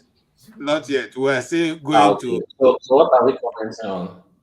We're talking about the proclamation of Igbo Day in North Carolina and the case of Natasha that is in court, and senior police officers are commending her and saying how good she is. And she is one of the major weaknesses at the Natasha's case. So we're wondering if senior IGs are making comment about that. Does it mean that the case is over? Is this like a whole full commentary, or I should just give like a short comment? A very short comment, just your coming in. Actually, I came in for the Benue stuff mainly, but okay. So hold on, then we'll go to Benue very soon. Okay. Yes, sir. All right. So now we also, when we're opening up, the both hardliners and those who are on the side of the mega on their discussion on what is going on in Iran. You all know what happened in Iran. Israel decided to do a preemptive action that they feel that Iran was going to get nuclear, go nuclear in the next few days. But in doing this research, I also found out that Netanyahu has been saying this thing for the past 19 years.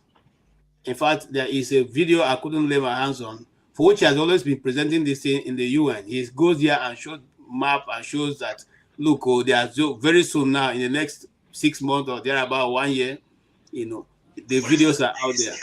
And now, hello, who's, and now this is happening. And now they are beckoning on the US to come in. I don't know how far you have followed it, but let's listen to it. If you want me, I can play independent. I always go to independent people. I don't follow CNN. I don't follow Fox. I don't follow any of those. I follow independent professionals who are analyzing this thing without bias or with a minimal bias. If you have not watched the video, I can play it again. I'll play Conor McGregor. Okay, you already played the video. Yeah, you played it before. So let's go ahead. So you go ahead, man of proceed. Go ahead. Okay. Most of us have seen the video now. Since 1990 something, talking about Israel. Greeting everybody. The people that have just came in later, like AY, Loco, Stoli, and Desta. So my guy, Mr. Ike. So greeting to all of you. I think this is a very interesting topic we're about to analyze. I guess we're not talking about Natasha case right now. So let's go something about global. I have a different opinion about what's actually going on. I didn't vote for Trump. I'm not really a Trump supporter, but like I said, he's our president right now. So I support about many things that he's doing. So I'm not going to come here to castigate Trump. I'm just going to lay it the way I said. What's actually going on in that part of the country right now? Some people are calling it a trending, might be a trending World War III. In my own opinion, I don't think it's going to get to that stage, but who knows? So the world hasn't really gotten better since Trump came into office. So it has been what it is. It probably was done right. And I don't expect Trump to stop what's going on right now. On the part of Israel and Iran. This has been going on for many, many years. So it's not something, it's a biblical war that has been going on for many years. So the initial phase about Iran, they said that the beginning of all this, what's happening was because Iran said they're going to wipe out Israel out of this edge. And this comment was made by this guy, they call him, in 2005. So that's about 2 decades ago. I mean, some people regard it as a rhetoric or whatever, but Israel has taken it to a different level. But when it comes to the Iran interpretation, they say they don't mean to wipe Iran in the, to wipe Israel in this edge. They say they want to wipe the regime of Israel. That's their own interpretation. But Israel interpret it as they want to wipe out the whole Israel in this edge. So that's where we are right now. That's why we're having a problem. Is the war going to end anytime soon? I don't really see it anytime soon. I mean, is American government supporting them? Yeah, they are supporting them because you all remember, the American government gave them about 60 days some time ago, and they approve of what's actually happening right now, which is okay. They have to, that's their junior brother. They have an agreement to protect Israel, so that's what it is. I mean, and Netanyahu, in my own opinion, I'm a proponent of Israel. Okay, let me be very clear. Okay, I'm on the side of Israel. Israel. Right? The president that we have right now, is a warmonger. Whether he's trying to do whatever he's doing to preserve his own presidency, that's another story for another day. So at the present, it has been going on for 6 days or 7 days as of right now. Israel is running out of defense missiles. Right now, this is why some of the Iran missiles is penetrating into Israel, causing some damage. I don't know as of today what's the date too. I think the last one I had, it was about 24 people died. Maybe on the other side, maybe hundreds of them, in Iran died. They still have a lot of weapons to attack Israel, but Israel want Trump to come in. But Trump has given about 2 weeks. When he gave it, so we probably have like about 1 day left before he can enter into the war. He's definitely going to do it because they want to use what they call the bunker bomb. It's kind of a semi-atomic bomb, that's going to be able to penetrate inside where they hide their nuclear weapon. But how far can you penetrate? This thing may not be able to penetrate up to 60 feet or whatever. It's only going to penetrate for about 30 feet. And they'll be able to destroy it as of now. So it's a dilemma right now. Is Trump going to do it? And I think he's going to do it. KJ, I'm going to come to you. If I'm wrong, you let me know. I consider you to be one of the MAGA, their own point of view. You don't want Trump to go to the war. If I'm wrong, you let me know. You don't want Trump to go to war. And you have the so-called war hawk, like Lindsey Graham and everything. You want them to go to war right away. This is an opportunity to establish what? All right, can I come in? Yeah, come in. All right, thank you so much, a man of prestige. Unfortunately, I'm here to ask you the question, but but since you chose to ask me, I'll answer one. I'm not a MAGA. I'm a journalist. Okay. I just analyze and I take a stand. Sometimes I am biased towards the direction. Other times I am not. But I'm a human being. I have blood. So I will have my favorites. I may not have, in any situation. But I try to remain on a level that everybody can see that I am trying to be balanced. So based on the war, I do not approve any war at all. Because at the end of the day, we all come back to the table. But that's a different discussion for another day. And I hear that what you have, your contribution, and I appreciate your contribution. In the course of discussion, I will probably know how far those bombs can walk. Paul, everybody is thinking that. Well, I'm not done yet. Okay, sorry, you have taken so much time. So no, I'm not done yet. So you have how many more minutes do I have? How many more minutes do I have? One, just one. Okay. Okay. So let me just finalize what I was talking about. I guess I was talking about in the Trump administration, there's two division school of thought. Some don't want him to go to the war, and you like the war hawk that want him to go ahead and do what he has to do in order to help Israel. He's definitely going to help Israel, but to what extent? Because the American people, they don't want America to put boot on the ground or go to the extreme. They're probably going to use that bunker bomb, in order to diminish, Iran capability. That's the only way. See, are they going to be able to do it? Well, what you have to remember, I think it was 2000, and I've forgotten the particular year. Iran has an agreement with China and Russia, but it wasn't an agreement. It was military agreement, exchange of information and military equipment, but it wasn't an agreement to defend each other. So I don't know if Russia is going to come in and China is going to come in to defend them. So I don't see it going to that level. So all right. All right. Thank you. Thank you. I hope this ends pretty soon. But the comment is very interesting right now. Thank you. Thank you so much. Before we go on to Paul, I want us to please like and support this channel. So far, it is Rudolph alone that is paying for it. And you can see I don't have a coffee to even keep me awake so that I can answer AY's questions. So if you don't mind, please support the channel so we can at least be able to drink coffee while we're on it. Having said that, Paul, you heard what Man of Prestige said. The truth is, on which divide are you in the first place? And secondly, do you believe that you think that you should use the bunker buster, which may be about 30,000 pounds of bomb, to another man's country who didn't work, who you presumably think owns weapons of mass destruction? We have seen that those three nations that were accused of having those weapons, from hindsight now, we know they didn't have any of such things. What do you say in this same time again that we're saying this man has a weapon of mass destruction? Well, first of all, I'll start with this way. The second biggest department in the United States of America is the intelligence unit, the CIA. You understand? Their boss said these people have not gone to that level. You understand? I think that answered everything. Then Israel has nuclear weapon. And I know people will attack me that, oh, no. It's a lie. Why did Israel join the member? You understand? You don't join the member. Why are you accusing Iran, who is a member, bring these people in for inspections? They follow all these things. Oh, they've gone from 3% to 60% because of they call it nuclear and everything. But Israel, you are not a member. If you are not a member, why are you complaining?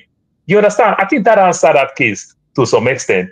Then talking about the United States using the bunker buster, whatever, and every other thing. The United States will tell you that, oh, we are not putting boots on ground. I hope you remember that they started with Muammar Gaddafi, that we are not putting boots on ground. They put their people in the front, but they support them behind. Who will fly that aircraft? If your aircraft encroach my airspace, you fly an aircraft because it's not America that will fly that aircraft. You understand? It's not America that will fly that B-2. It's not America that will release that thing. Then America has already been on ground. And when America is on ground, remember that just last week, they interview, body help me, what's the guy name? B whatever, the Saudi Arabia guy. This the prince, I forget his name. B what? I hate to forget what I know. He said they're having their own personal problem with their Sunnis and Shiites. So I'm going everywhere. Why he is saying that and every other thing? So Iran will want to blow Saudi Arabia oil installation. You understand? Iran will want to threaten places like Qatar, where America has their highest military base of over 40,000 people over there. Saudi Arabia oil installation. You can see the last Salah, the kind military equipment that Saudi Arabia put and every other thing. Guess what? We're heading to World War III. Do you get my point? How will Israel, who claim and lie that they are the David, you understand, when we know very well that they are the Goliath, you are in one phase of war, you've not finished it. You open another channel. You understand? Then when you open another channel, you want to quick to tell America, oh, they want to kill Trump, they want to kill Trump. Where is your source? Where is your evidence? You don't have it. You've been saying these things about Iran since 1994. You give us wrong intelligence. They went to Iraq. You give us wrong intelligence with Libya and everything. So my own concern, even though if we want to follow this thing,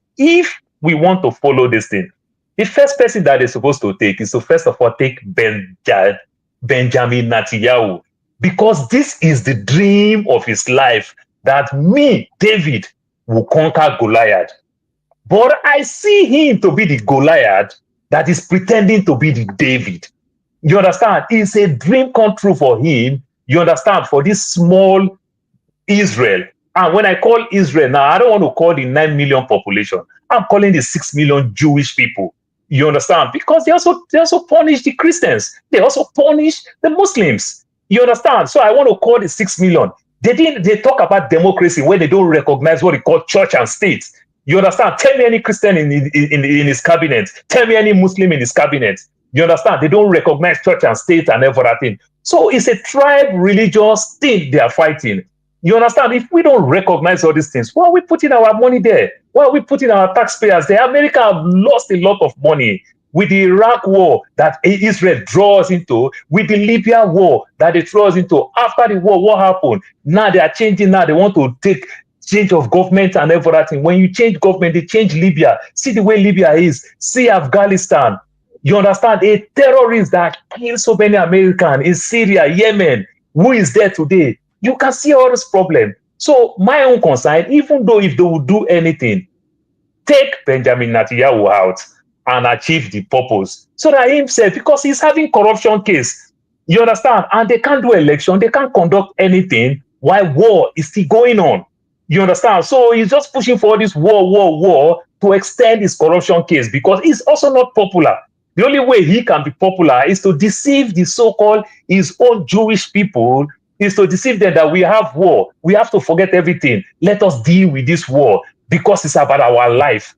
But KJ, I will say one thing and stop here. The highest punishment that you and I, every one of us, can give to our child is to beat the child and ask the child not to cry. You understand? You are the one dealing with these people, decimate these people. When these people go to mosques, when they pray, they talk about you, say, oh, they say they want to kill us, but they say it, but you are the one killing them. You've taken 53,000, and you open 2 channels in war at the same time. Now you are begging third party. You understand? And when you call Iran a proxy with Hamas, so what do we call the US? Okay, is it not the same English? Thank you, Paul. And Paul has opened a lot of, a lot of doors, but I will want Mr. James to narrow it. Mr. James, when you start a war, do you know how it will end? If a war is started, can anybody say exactly how it will end? It can end through negotiation. When both parties are tired of fighting, they go to the negotiation table. Although not in all cases, because when America left Afghanistan, it was not through negotiation. They just abandoned the war, and that was how it ended. Anyway, you see, this problem in the Middle East did not start today. I've mentioned it on this platform before. That territory called the State of Israel has been conquered and lost by all the great empires of the world, the Babylonians, the Assyrians, the Persians, the Ottoman, the latest was Roman, even the Egyptians. They conquered and lost that territory. The root cause of this problem we are talking about today is the non-existence of the Palestinian state. The Palestinians want a country of their own. They had a country of their own, but during the Second World War, they said 6 million Jews were killed. And after that, the world community now decided to listen to the cries of people like Theodor Herzl, a prominent Jewish man who was clamoring for the creation of the State of Israel. So they agreed that, okay, these people, they suffered unquantifiable calamity. We should give them a state of their own. They were allegedly living in Palestine before the Romans conquered them. The Romans had a governor that they called Pilate. So that was how it was. They all went into exile. So in 1940, after the Second World War, they decided to bring them back. They contacted a man called something Balfour to work out the modalities to settle them there. Balfour recommended that the territory called Palestine, then called Palestine, should be divided into 3 places. One for the Jews, one for the Arabs, and Jerusalem should be a city to be controlled by the international community. It should be neutral. The Palestinians, they refused. That we know these people too well. We never asked them to go to exile. They went on their own. So there's no room for them. That was where the problem started. Balfour Declaration of 1948. From 1948 till today, that region has known no peace. One interesting thing we should know is that Britain offered modern-day Uganda, East Africa, for for the Jews to be settled. There was massive demonstration in Britain by the black people that these people are not Africans. If they have problem with their people, go take them to where they belong. This should not be an African problem. The Jews said, anyway, we don't even want to go to East Africa because, take us back to Zion. That was what they said. Eventually, they agreed to force them to live in the midst of the Palestinians in Zion. Some of the Palestinians said, over their dead body, they cannot live with these people. They voluntarily went into exile. And up to today, the Israeli government is refusing to allow the descendants of those people to return to the state of Israel. Some remain. These are now the Arab Jews living in the state of Israel. So that is that. So this push and pull started right from the ancient days till now. The question now is this. The Iranians have taken it as a responsibility to give the Palestinians, a state of their own. While the Jews were in exile, it was not the Palestinians who killed 6 million Jews. It was Adolf Hitler, a German. The death of those people has nothing to do with the Palestinians. So if you've been in exile, you want to come back, you just have to learn to live with the people you met in the state of Israel. So the Iranians, under Shah Pahlavi, sorry, am I right? No. Ayatollah Khomeini returned from exile in 1969. They resolved that it is their responsibility to give those people a state of their own, maybe because of the religious affinity. And one thing we should not forget is that the USA, the way they've conducted their activities in that region is highly questionable. In the year 1953, if I'm not mistaken, there was a military coup in Iran, backed by Britain and the United States over this crude oil business. That was when they laid the foundation of the instability in Iran. The Pahlavi family formed the dynasty. They remained there till 1979 when the Ayatollah returned from France.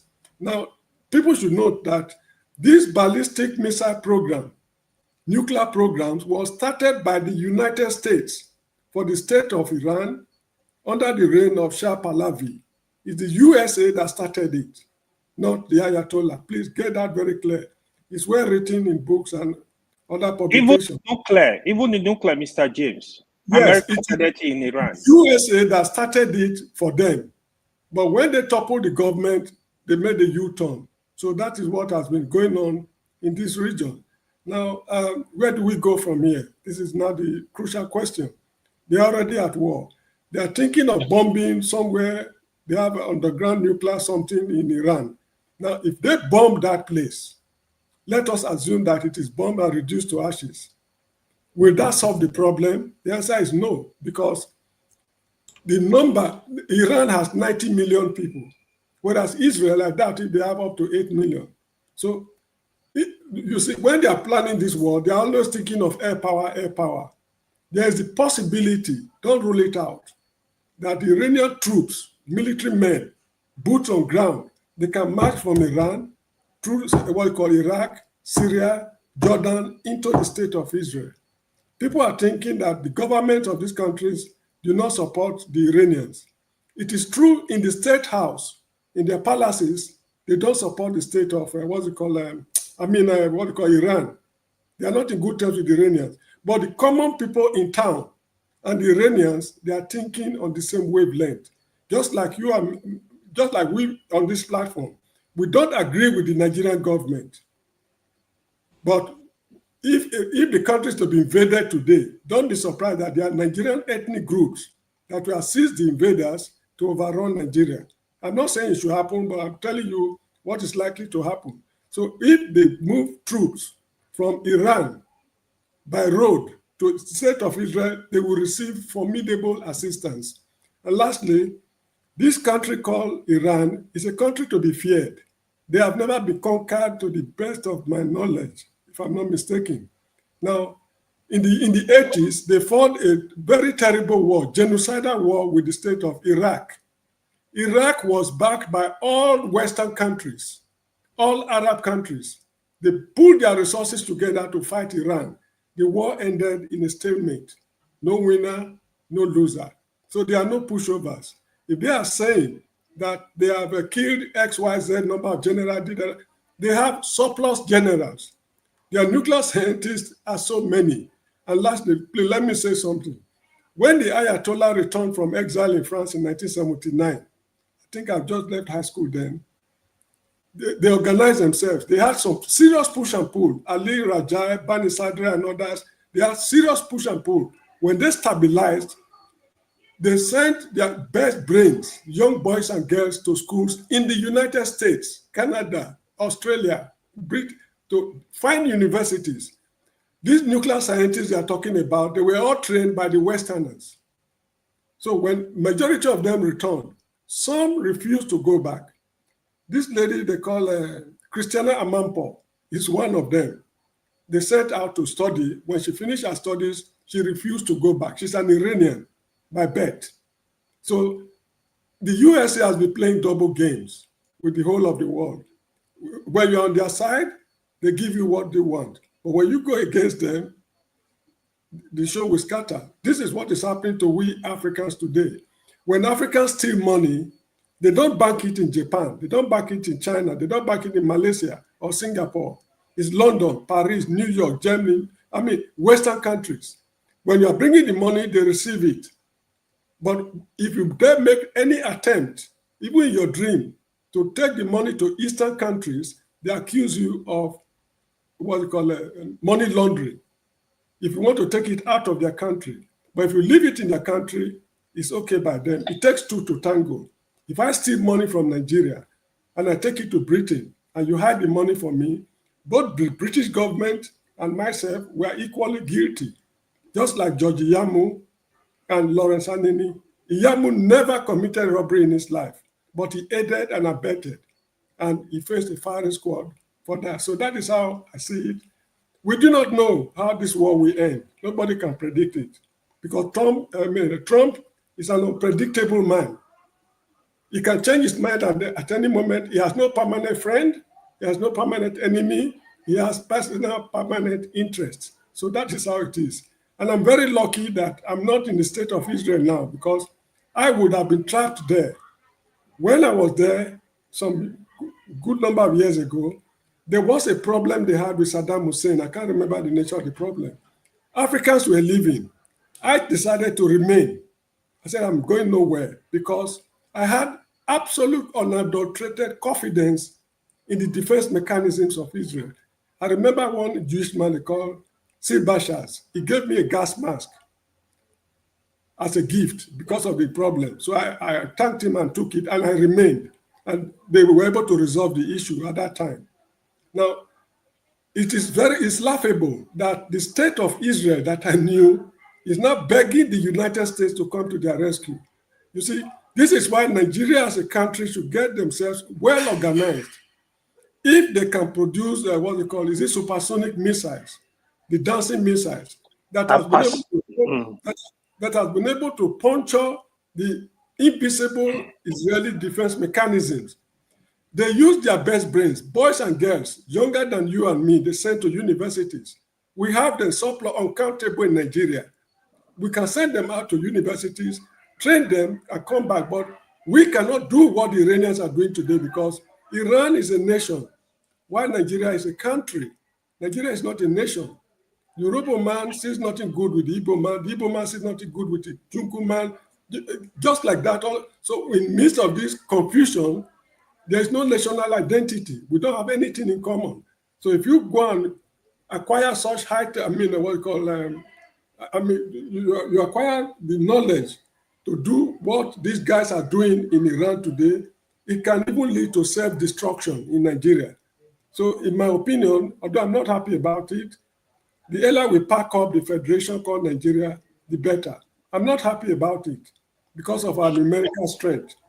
But there's absolutely no way we'll be able to resolve the ethnic differences in Nigeria to attain the level the Iranians have attained. What they have done what no man has been able to do. When the Ayatollah returned from exile in 1979, I just left high school. In my lifetime, Iran is now a country to be feared by the United States. Why can't we do the same thing? I'm not saying we should go nuclear, but we should get ourselves organized, and the sky is our limit. I remember sorry, just a minute, if you don't mind. Okay. When Murtala Mohammed was in office, Henry Kissinger went to Monrovia. That was 1975 or thereabout for a visit. After the visit, he made up his mind that I want to visit Nigeria. Kissinger told him, Murtala Mohammed government told him, you are not welcome, because it was not on your agenda. You are going to Monrovia because of what you discussed there. You want to come and see us. You passed through the proper channel to come to Nigeria to see us. So the man did not go. So in a problem of this nature, threatening the whole of human race, in the past, what nations would have said was, what will Nigerians say if we do this X, Y, Z? It's a pity. I wish we'll arrange another platform, another session to discuss this matter comprehensively, because I cannot exhaust everything I have in mind. I thank you all very much for your patience. Thank you very much. Thank you so Mr. much. Mr. James, my hand up. Thank you, sir. Thank you especially. Thank you for that expose. I guess that, that took care of a lot of things. I'm coming to you, Mr. Ike. You see, when I was growing up, the biggest fear I faced was fighting somebody who does not care about his life. Now, we are dealing with the people who don't care whether they live or die. And we love our life. We love our... In fact, when I was growing up, I didn't want someone to hit me so that my teeth would go off. So I didn't want to have, no teeth on my style of my teeth. So it made me to stay away from all those troublemakers who are all looking for how to fight. How do you deal with somebody who does not care whether he lives or die? How do you fight that war? Because from what we know now, there's a breaking news that which Man of Precision just posted, that the Ayatollah has already given 3 different people on order of successions just in case he dies. In other words, he doesn't care if he ends, but 3 people are already waiting in line. If tomorrow don't find me, you take over. If don't find you, you take over. If don't find you, that take over.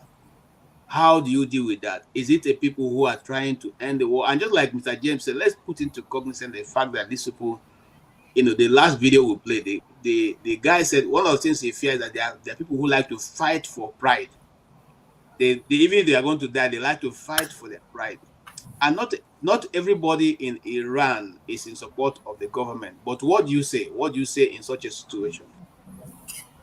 Brother KJ, thank you. I have nothing more to add from what Brother Paul said and Mr. James. I think what I wanted to say was everything Brother Paul said. And I think Mr. James also lectured us also for me to, through his lecture, I got to know more, right? So I'm standing with Brother Paul and Mr. James on their submission. But the only thing I want to say is, I think that Trump said that he is coming to stop the wars because Democrats were fighting the wars. That his coming to power was to stop the wars. So I don't know which one is happening right now. So I only wish that Americans themselves should be able to be very careful, because in the name of trying to bring democracy around the world, they have destroyed so many countries. And I think that the countries that Brother James named and Mr. Paul is an eye opener to all of us. We know what has happened to those countries. They have never survived, and they will not survive. So I think that the American people should be able to know what they want their government to do. In as much as we know, I'm not going to say that Iran, they don't have their own, they don't have their own case, but I think that this war is unnecessary. We have been deceived so many times. The discovery of mass destruction during the time of Iraq, and every day they go to United Nations, they say it's remaining 3 months for Iran to have nuclear bomb, nuclear weapon. Every year it is 3 months. Every year is 6 months. Every year is 8 months. So which one is which? So all these politics, they should stop that, And on the case of the Iranians, I think that the government of Iranians also, they are guilty in so many things that they have done in their region also. And I think naturally and sincerely and honestly, the people of Iran will want a regime change. But I wouldn't want it to be through war, right? I think it should be something that is written inside the Iranians themselves. I wouldn't want Israel or America or Saudi Arabia or any other country to get involved into the war. I know that the Iranians themselves, they need a change of government, but they should do it themselves. They shouldn't allow the war to go. So I am totally against what is going on right now, because KJ, you made a statement about Netanyahu. Oh, no, who was saying that about Netanyahu? That there is no Christian in his government. It's not about all these things. All these things is just politics, right? Because the man, the day he step aside as the prime minister of Israel, they're going to arrest him the next day. So he doesn't want to go to face the music. So all these things he's doing is just to create, to remain in power so that the case against him will not be brought up. But I tell you, my brothers and sisters, I do not support what is going on, because America, they should be very careful what they are trying to do, trying to be the police of the world. They're destroying the world already with their politics. And there is no peace anywhere. We're only enjoying peace in few countries around the world. So I think time has come when they should, take off their hands, because your president told me during the Democrat, they were making war everywhere, that he's coming to power to stop the war. So I want him to stop the war. But I heard that he was saying in 2 weeks' time he was going to make a decision if America is going to strike Iran. They shouldn't do that, because if they strike Iran, they should allow Israel and Iran to settle it. But also I'm happy that European Union, Germany, France and the European Union, and I think the foreign minister of Iran, they are speaking somewhere. I don't know if it is done hard to see if there is going to be, a peaceful resolution. It's always that it end up at the, at the table talk. So I think let it go to table talk. I do not want, unnecessary human life everywhere. People life being destroyed for nothing. God bless you. Thank you so much. And that's where I stand. Nobody can give life and nobody should take it. These things eventually will end up in a discussion. So look, why not we exhaust all other options before getting to the point of using nuclear weapons. I have very great men behind the stage, behind the backstage, Jide and forefathers. So I will, if you want to excuse yourself for 1, 2 minutes or 3 minutes or 4 minutes, then that will be possible. So we can bring them in. If not, okay, KJ, put me for the other room. I really like this conversation, but the children won't lick ice cream. Okay, yeah. All right. But my Christian people, Jesus Christ, now Palestine, before that they do it so that they do that, the Palestine they blow. Thank you. All right. Thank you so much, Paul. Please don't go away because, Paul, if you're hearing me, forefather is going to continue where we stop. And it's going to be a discussion. It's going to really be a discussion. And this is forefather's forte. So he's a security man. Me, I am nothing concerned me with those ones. Okay, let's also bring in Jide was here first. Forefather will have a platform. So, yes, going to AY. Jide, you're welcome. Let's go to AY. AY, you had, and I think AY, well, let me not put words in your mouth. How do you see all these things? Yeah, I was just blown away by Mr. James' submission. I have told Dr. Damages, we need Mr. James as a guest. Yes, Mr. James will be here as a guest on the 5th. Yeah. So your wishes have been granted. Mr. James is going to be our guest on the 5th. Okay. Yeah. On the 5th. We need more from him. So I will be looking up to that. So I just want to add little about the stuff he said. First of all, let me correct Mr. Paul. Mr. Paul, what you see during Hajj in Saudi, for Muslim community, Hajj belongs to everybody. Every Muslim participates in Hajj. So it's not because Iran are making attempt to strike Saudi. That is why you see those what is it called? Defense system. That is how it has always been. Just to prevent anything going on in the airspace. Yeah, I can tell you this for free. They cannot throw any go ahead and put me at the back. Bring to Nigeria.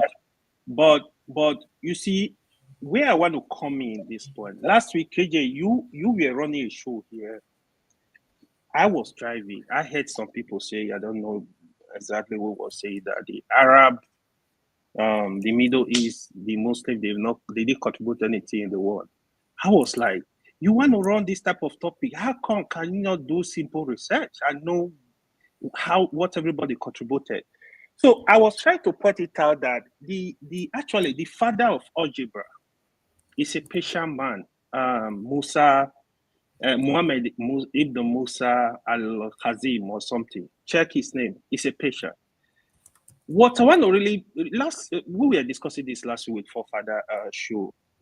Iran, if you know Iran, the Persians, they are not people to toy with. In terms of intelligence, if you ever be in a class, in a research group with Iranian, you will know Iranian are some of the most brilliant people on planet Earth.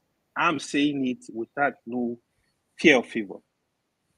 If you kill, it's not Africa, it's not Nigeria. If you kill 100 scientists in Iran, 100 people will come out tomorrow. I can tell you that for free. They have the capacity. You see, you've done this thing, like, okay, you start attacking people at the middle of the night. What do you want them to do? The hypocrisy of the Western media is what actually blew me away. Like, when Russia invaded Ukraine, you make a lot of noise. Oh, they invaded Ukraine, blah, blah, blah. Now, a country invading a sovereign country, you are calling it self-defense. What is self-defense? Somebody that did not throw stone to you, you are invading the country. But again, what Mr. James said was really, really interesting. The point where I want to come in, I think we need to think more about ourselves as a country, as a continent. I'm referring to Nigeria, Africa. In fact, let's start from Nigeria and try to have West Africa bloc to protect ourselves. Father say this stuff every day. People think it's just joke. It's not joke. Because if this thing can happen, they can come attack you one day. Because that is why I always go against people that will come, even within the little Nigeria, we divided ourselves. It's a problem. We need to have Nigeria bloc in terms of security. We at least let's have West Africa bloc. But now you look at the West Africa, we are so divided. For example, if a country invade any country in West Africa, where do you start from? This is not a joke. It can happen. We need to look for a way to protect ourselves and drop this our thinking of I'm Hausa, I'm Igbo, I'm Yoruba, I'm Kanuri, I'm Shekiri. This is our bullshit. We need to think of our survival on a large scale. Again, this thing can happen. We are sleeping. We have the people, we have the resources, we have the capacity to build our system. Look at the kind of missile, hypersonic missile, Iranian is throwing everywhere. You know, even I trust me, I don't think Netanyahu expected that from them. Because look at what is going on today. Now you are begging America to join. If America joined the war, now the fear is you want to escalate the whole war. Now America attack Iran. Iran start attacking America bases in the Middle East. Now you are expanding the war. So hopefully it's not going to consume all of us. I pray for us to survive. Thank you. Thank you so much, AY. I didn't want to stop you. But we all should always know that the media is a subset of society. It's an arm of government used to propagate or promulgate whatever information they want to get to you, and it has a way of trying to force it down your throat.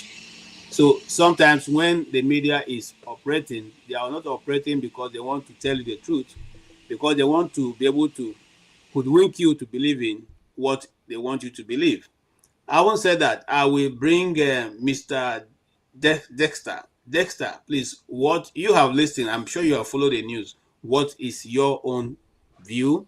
Is Iran going to be, for the first time, be defeated in a war, or will they just surrender? Thank you, KJ, and everybody that is on the panel. First of all, I might have some controversial views on this issue. I think, first of all, many of us are talking based on biases, a lot of biases.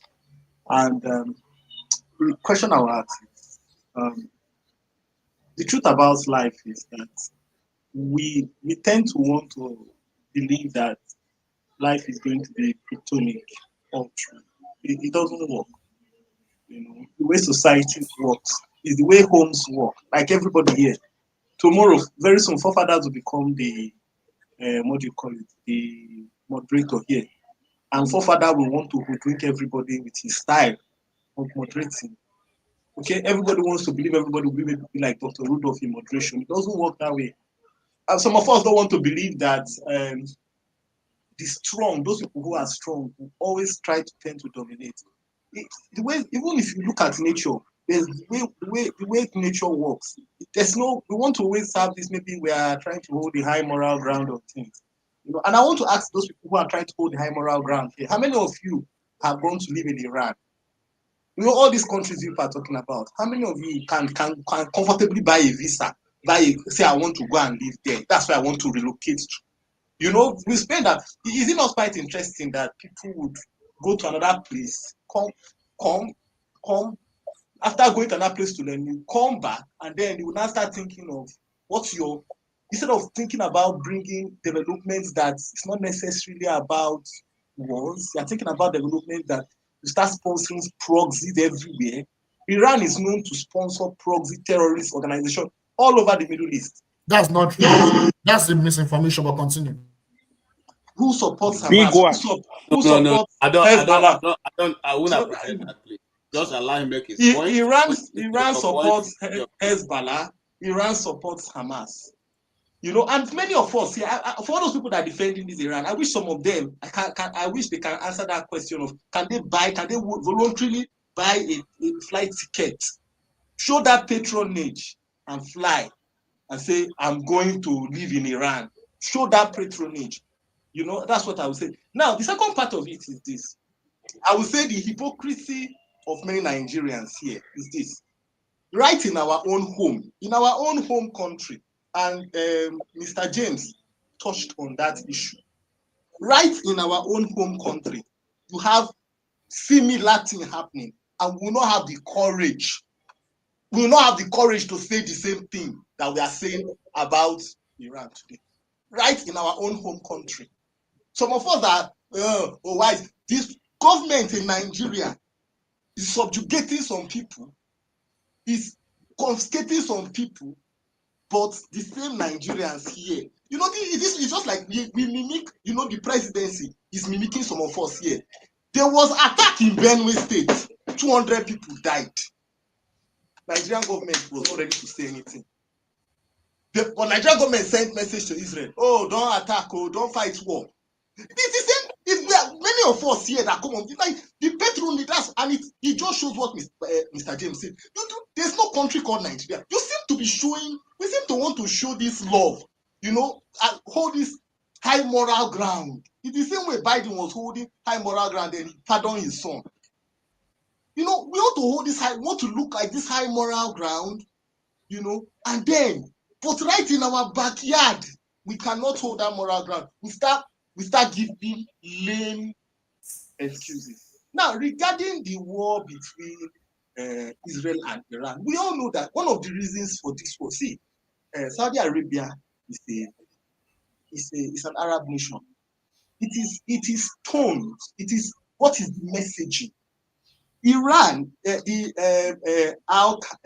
can't pronounce his name properly. The Ayatollah has had a very, very strong message for Israel for over 35 years.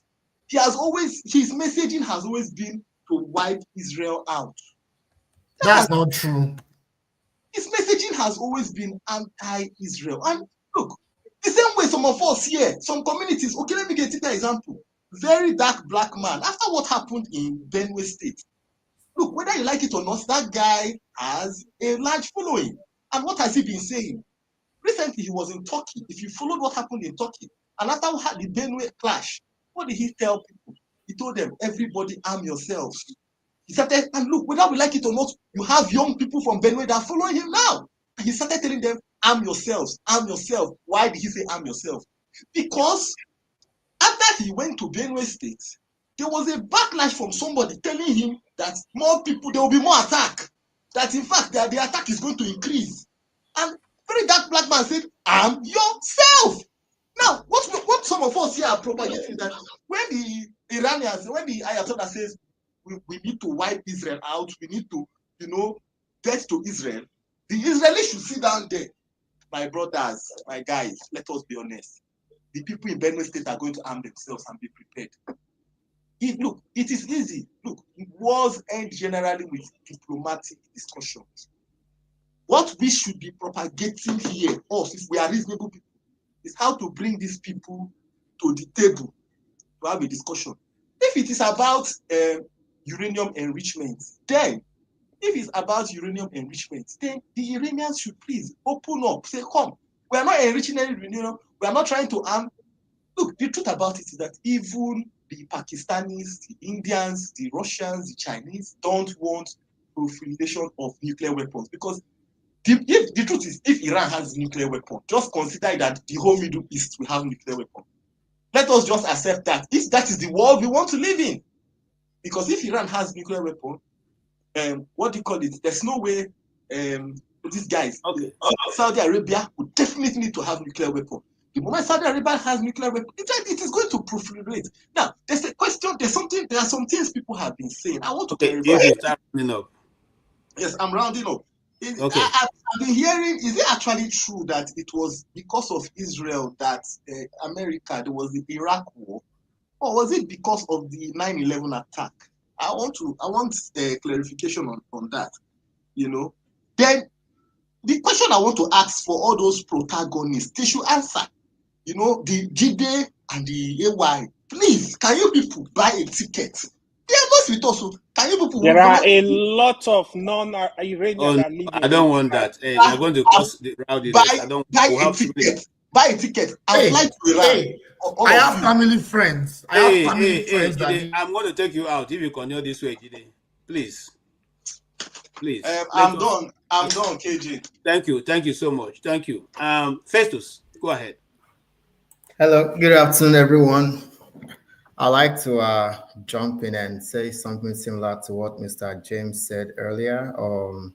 I asked a question about when was oil discovered in Nigeria. Mr. James replied it was discovered in 1956. No, Olobiri.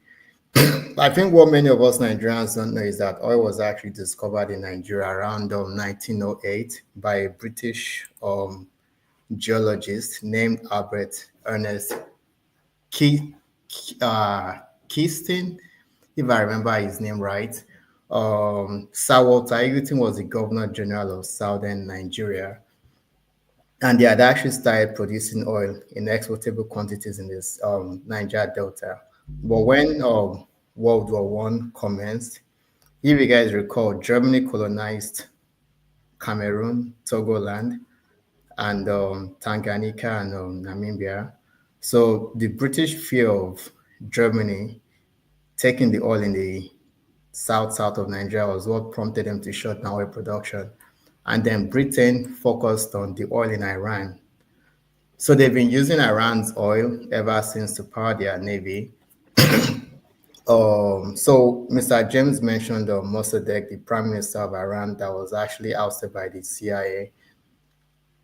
You have to recall that Britain was actually taking about like 95 to 90% of the oil revenues, and Iranians had nothing. That's why Mossadegh basically nationalized the oil assets. And this was also due to the fact that the US had a deal with Saudi Arabia where they were splitting the oil of Saudi Arabia, the profit 50-50.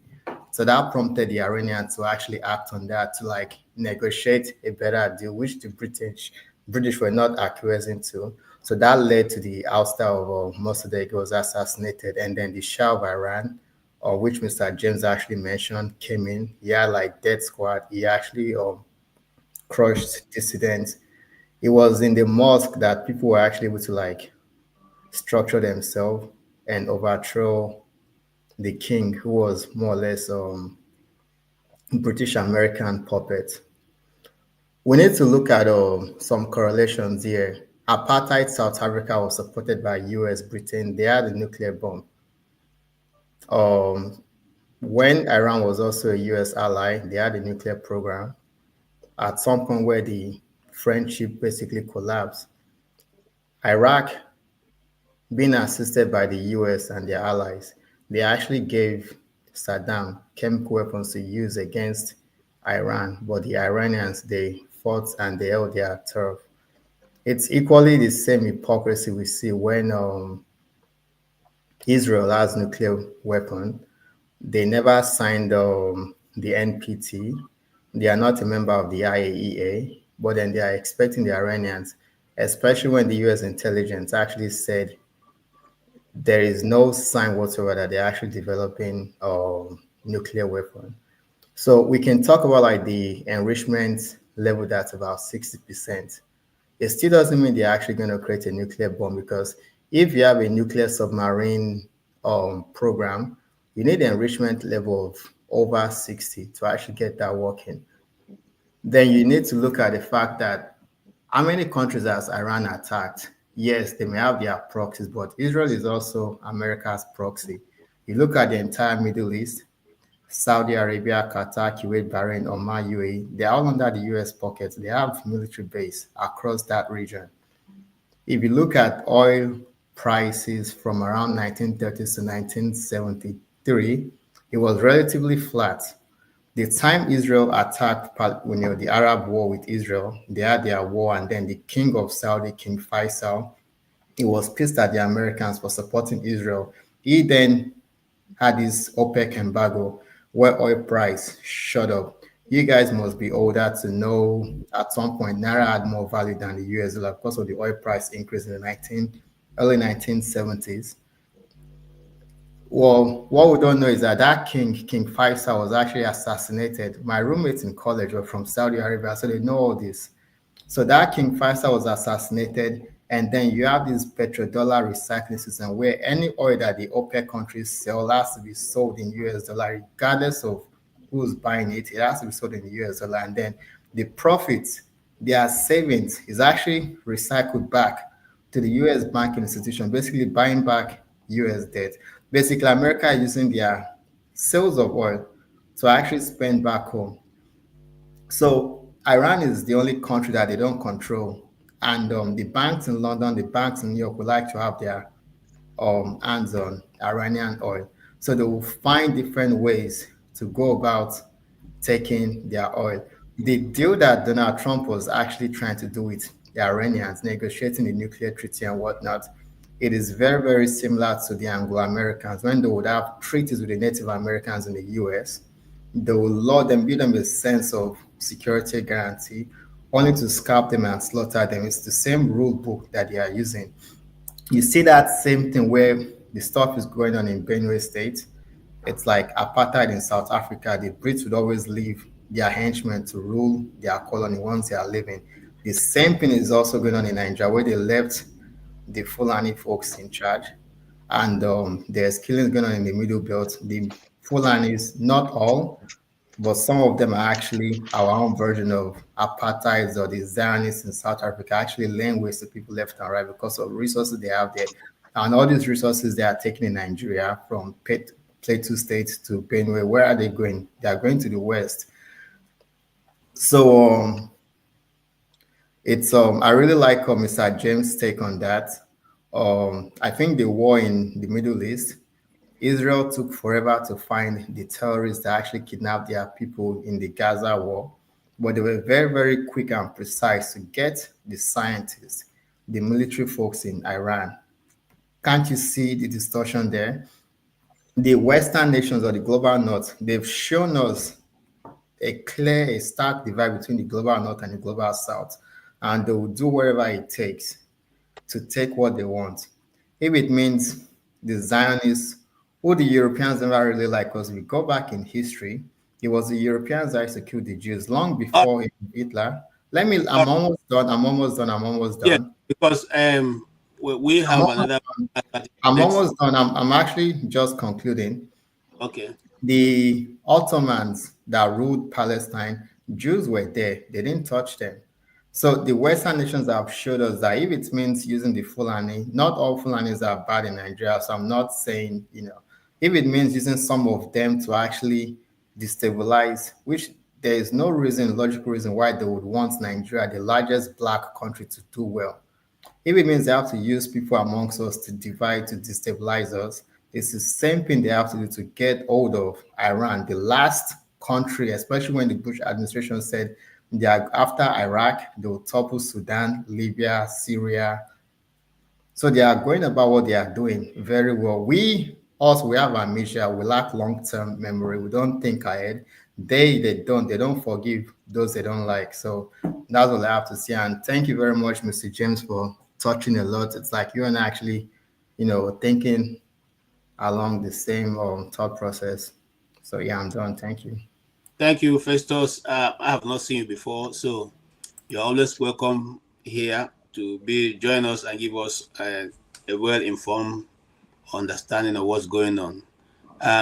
We'll be having the next broadcast in the next about 10 minutes. So we are not going to round up because we want to give everybody the opportunity to speak. So rounding up will be done in Forefathers broadcast. Is going to advertise the link very soon, so all can move over there and continue because it has 3 hours. My 1 hour is running out in the next 10 minutes. So, Mr. Body, my body, it's good to see you again. Give us Oh, KJ, longest time. Yes, sir. Oh, the man. Wait, why? Yes, sir. So go ahead. Yeah. I don't really have much to say. A lot of people have said a lot of stuff. What do you want to say?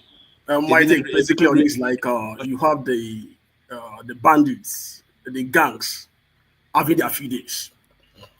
It just basically what we call extraterritorial expansionism, whereby America is trying to expand its empire. It's been there all along. So whichever side you are, it has always been like that. It's not going to change. That's why what they call politics of economics. That's the way we rule the world. That's why the world is the way it is today. So the way I expect us to say it is that, like, we heard the noise. Where is the Africa? Where is Nigeria? You know, how do we position ourselves? How do we benefit from all of this? It is a chaos. You having the gang members attacking one another. How do the good people benefit? We look at Benue issue. We shouldn't input any theory into Benue issue. It is a responsibility because we couldn't secure ourselves. If you look at the structure of Nigeria in the time past, they were populated by Benue boys, the TV boys. They are the good soldiers. Look at the guy from Taraba, the guy that has the oil asset everywhere, the Obasanjo's friend. I don't know if you could remember his name. Tiwa Danjuma. Those are the presidents in the military. The former Senate president. In the TV, the Domas, they are good fighters. Look at them today. It is responsibility. If they don't even need the Nigerian army to protect themselves against the external aggression. But these people are irresponsible because they have the oil money in there. People, like, everyone is running after. We're all serious about it. Concerning the Natasha issue, the issue has been on for so long and it's making a whole lot of noise. It's not even making sense anymore. But thank God they're in the law courts now. They're going to fight it out there. Everybody's going to bring his or her evidence. So we're going to say it, how everything will pass out. But the pain of it all, in this whole crisis that is in the world, are we taking advantage of it? The oil prices is going up, and then we have abundance of that in Niger Delta. And Nigeria is known as gas country. Why can't we pipe our gas down to Europe and sell our own gas and make our own money? Is anybody thinking at all? Allow those guys, those gangs to be responsible. We don't care. We can create our own economy. We can make our own people better. This place that we are today is just a market. It's going to collapse one day. Empire don't last forever. UK has been there before. Russia has been there before. China is then waiting. They should know, America is quite aware that the bunker buster is not going to succeed with the technology that we have today. And then the design of the place. If you know how that place is designed, it's under the rock. And the rock is land. If you know the theory of projection of deflection of a flight projectile, it's not going to work. It's going to deflect. It's not a flat surface. If they dump 1,000 of it on it, it's going to waste. It's going to be a pure waste of money. And Trump is quite aware. That's why he's using the late tactics. Science is democratic now. Everybody that wants to have it, let them have it. But there should be ethical use of it. That's what we should clamor for. You can't hold your hand. Woody, I want to stop you because we can listen to you all through, and you're making a lot of sense. But I don't want to chop into forefathers' time. So if you be patient with us, please come into the next listen so that we all can continue. I see OT behind the stage. I'm not going to bring him in, not because I don't see him, but because I don't have time to give him. So please, if you don't mind, OT, wait for forefather to pick up the from where we are stopping. I'm not even going to round up because, like I said, I don't want to chop into the time, so that you can all go there and then forefather will round up at that time. But let me give Soli have been here with us, even though he was eating earlier. We don't agree, to allow people eat. So that's why I took you out. Sorry for that. but you still have 3 whole hours coming with forefather. So give us your short take of what you feel so far. How many minutes do I have? You have 4 minutes. Okay, let's the hungry yeah, just go ahead. So I don't give you time. Eating is not a crime. Okay, go ahead. No, it's not a crime, but it's a crime on our set. So as for me, let Israel fight, let Pakistan fight, let Iran. It doesn't concern me. It doesn't concern me. You know, when Ukraine was fighting war, there was space in the train for them to allow black people. They pushed the pregnant woman down. They say, stay in our country and buy. But you still see black people fighting for these people. You know, it amazes me. Then when they were bombing Israel, the Israeli people did not let black people enter the bunker. They said, stay outside there and buy. And I said, oh, I'm supporting Israel. I'm supporting Palestine. They hate you. They hate you. Even during war, they will rather let you buy. The Igbo say, oh, they don't like Fulani. Fulani say they don't like Igbo people. The Igbo people say they don't like Yoruba. But if there is war that is going on, I don't think we will let each other buy on the road. It has not reached that level of hatred. So if somebody hates you that much and you still support them, or like, we are doomed. We are doomed. You know, I don't know how we can psychologically pass that level. Let them finish each other. I don't care. As long as they are facing themselves, they will not face us. Because when the Democratic Party was in power, they like to face black people. They like to face Africa. There is no other business than they are facing. When the Republican Party enter, I know they like to face Middle East. If you look at their past antecedents, they will give Middle East people. So when Trump was coming, I said, yes, let him come. They will face Middle East. And just like I said, they are facing Middle East. They will let us rest for at least the next 3 years. Now, this is our time to be strategic and escape the West. They cannot fight everybody. They cannot fight Russia. They cannot fight Iran. This is our chance. But what are we doing? You look at platform. They make platform and they are making money off, I hate this tribe or I hate that tribe. They are making money off hatred. And because people want to feed their ego, they want to satisfy their emotions, like women. Like women, they will go on these platforms like little girls and be satisfying their temporary emotional need to voice out their temporary anger. But the truth, for example, we look at this Benue situation. These people are fine, right? But these people who want to bet money, they will vote APC again. If they conduct election next month, they will vote APC again. Can't we ask our question? Why? Because they don't value their own life. They don't even value their own life. Look at on the road, they put school children, they were still greeting, because Nigerians respect only power. The president came there not to show condolence to the people, but to show that, okay, this guy still has a powerful friend there. And because Nigerians respect power, they love power, you know, if they had if they loved their life, right? Out of all these people that have been affected, can't they choose one candidate and all of them will vote for them? If they love their life, but they don't love their life, you know, they don't value their own life, you know. So that's just let me just round it up on my 4 minutes. Let me just round it up. Thank you so much.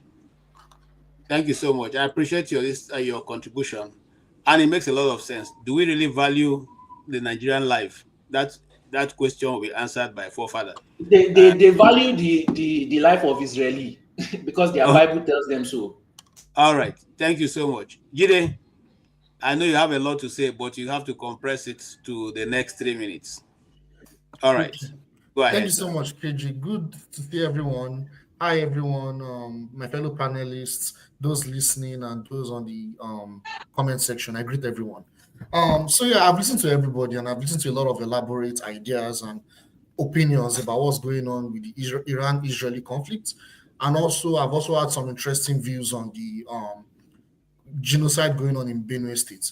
I will start with the like KJ said, I have to compress it. I'll try to compress as much as possible. The Benue massacre going on currently, the tragedy going on in Benue State, as we all know, and we probably all agree that our political and economic class, the entire political class in Nigeria, the political elites, and the economic elites. At best, they have failed us. At worst, they are enabling our genocide. And these guys, they are agents of imperialism. What happens is what's going on in Benue State right now, the genocide going on in Benue State, it's actually about resource control. And our elites are actually the decoy used by the West to kick out these indigenous people so that they can take resources and use multinational corporations to continue to exploit our resources. That is what is going on. So they use what they call proxies. These proxies are militias. They now call them Fulani herdsmen, right? They call them bandits. They call them different names to divide the Nigerian people. Unfortunately, a lot of us are ignorant. We use tribe and to divide, these are militias. The solution to this is clear for everyone to see, which is ranching, investments in infrastructure there, investments in ranching, investments in agriculture. These are the ways in which you actually improve the lives of the people, improve the economy, and also improve the business people that are involved in those in the capital area and all. But that's number one. Number two, I also said a lot about the Iran-Israel war, and I need to debunk certain misconceptions with the little time that I have. And the first thing is we need to understand that Iran is not looking for war. Iran is not actually looking for war. They've proven that time and time again. I don't need to go into arguments. This is proven time and time again. Under Barack Hussein Obama, the first Black American president, he actually was successful in reaching a nuclear deal agreement that was implemented by the Iranian regime, Iranian government, and it was successful. The minimum nuclear enrichment. But like one of us said that was very paramount, the Republican and Democrats, they implement the same American foreign policy, but they prioritized their adversaries in different ways. The Democrats and the liberals, they focus on Russia. The Republicans, they focus on the Middle East. So Donald Trump came in, he has to do his job to implement America's foreign policy. He thought the deal that was successfully agreed upon through painstaking efforts to reach a nuclear deal that was peaceful. Donald Trump came to power in 2016, yes. He thought the nuclear deal to increase tensions with Iran. They killed their general before the pandemic. I don't know if you guys know about that story. Soleimani, yes. They killed their general. Iran did not do anything. They did not say we'll go and attack Israel. They did not say they'll go and attack the Gulf countries. They were patient. Not just that, they imposed further sanctions on Iran, right? And now, they're now coming back to the table to renegotiate. And now, that negotiation is going on. Iran is still negotiating. Tell me which peaceful country would negotiate again. I want to know. Even peaceful countries will still go and fight war. They negotiated. After that negotiation was a decoy so that they can actually attack Iran. And that was what happened.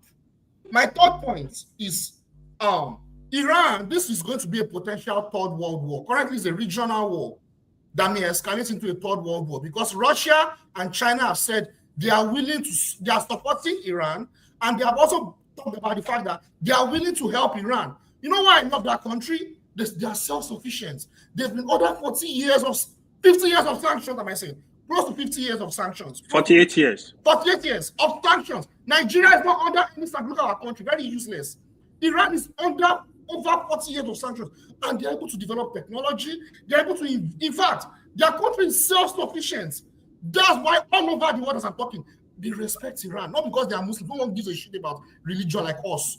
They care about their dignity. They are dignified people. My final point, I want to talk about Hezbollah Hamas real quick in one or two sentences. Hezbollah is a symbol of resistance. They are not a terrorist proxy. They are not a terrorist proxy. They are a resistance force. They are a resistance militia. They are two different things. Israel in the late 1990s went to invade Lebanon. That was what led to the formation of Hezbollah. It is made from ISIS and Al-Qaeda and other terrorist groups that are now running in Syria. We need to stop mixing this thing up. It's very dangerous and it's misinformation. This Hezbollah, they help to fight ISIS and Al-Qaeda. The same Boko Haram that our governments cannot fight, Hezbollah defeated them. They defeated ISIS and Al-Qaeda. Hamas was actually not funded by Iran. They were not funded by Iran. They were actually funded by Israel to sabotage the Israeli-Palestine peace deal in the early 90s. I'll stop there. Thank you. Okay. Thank you so much, Jide, for stopping there, because you still have enough time with forefather. Forefather, I will ask for two minutes from you. So I will not allow you to speak. Let me just give Oti 1 minute of that time to just greet the people and then say one or two things. They will later come into your program and say the rest. Then I'll give you, forefather, 2 minutes to say something, and then we switch. I say my goodbye. We switch immediately to the next link to start with forefather, who is going to start immediately and take you through another 3 hours. And then the women's segment is also going to be available today. So you have full package for today. Oti, go ahead, sir. Good evening, everyone. Right. I don't have a lot to say, but I just a few points. And I've come to some conclusions. Really, it's not from what is happening. For one thing, it goes beyond the two parties that are exchanging fire, Iran and Israel. This is not just a war against Iran, and it's not being waged by Israel.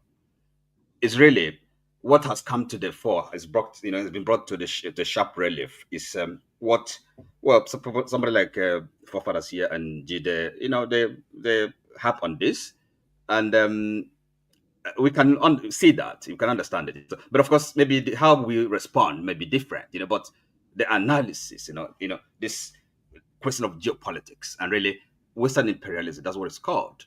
And it's all the same thing about fighting for resources. So what it tells me is that these people have no fear of God. They have no regard for the truth. I mean, they're immoral. So I think I had the president, that's what's his name again? This American president. So Trump. somebody was asking, yes, it was being asked. Okay, now this war going on now, is it not time for maybe getting back to the table to negotiate? And you know what he said? No, he said it's not. No, it's not time now. When one party is winning. So now that shows you the mentality of these people. It's the mindset. So it's not about truth, justice, equity, fairness. No, power. Okay, and then so what it means in effect is this: that those of us that are not with Europeans, white people, we are we're almost slaves. Okay, I mean you can say that, because if our countries can be independent in the true sense of it, if we lack autonomy, if our countries cannot be independent, and then so we, the citizens of those countries, are we really free people? We're not. So what do we do? That is a challenge, because if this hegemony, this imperialism, this empire then in the 21st century, well, if it is not challenged, if it goes on, so really, where do we stand? Where are we? That's the question. So of course, Foforas has been talking about this, but the only way I disagree with him when it comes to the solutions, the prescriptions. What do we do to serve ourselves, and serve the future? So that's the way I'm looking at it. So it's not just it's terrible what is going on there. The impunity, aggression. Everybody can say it, and then people try to justify it. It shows you really, as I said, plainly speaking, there's no sense of morality. It doesn't mean anything to them, or truth, or even God. No fear of God. So you have to surrender. You have to bow. You have to accept domination. All right. That's where we are. It's a pity. Thank you.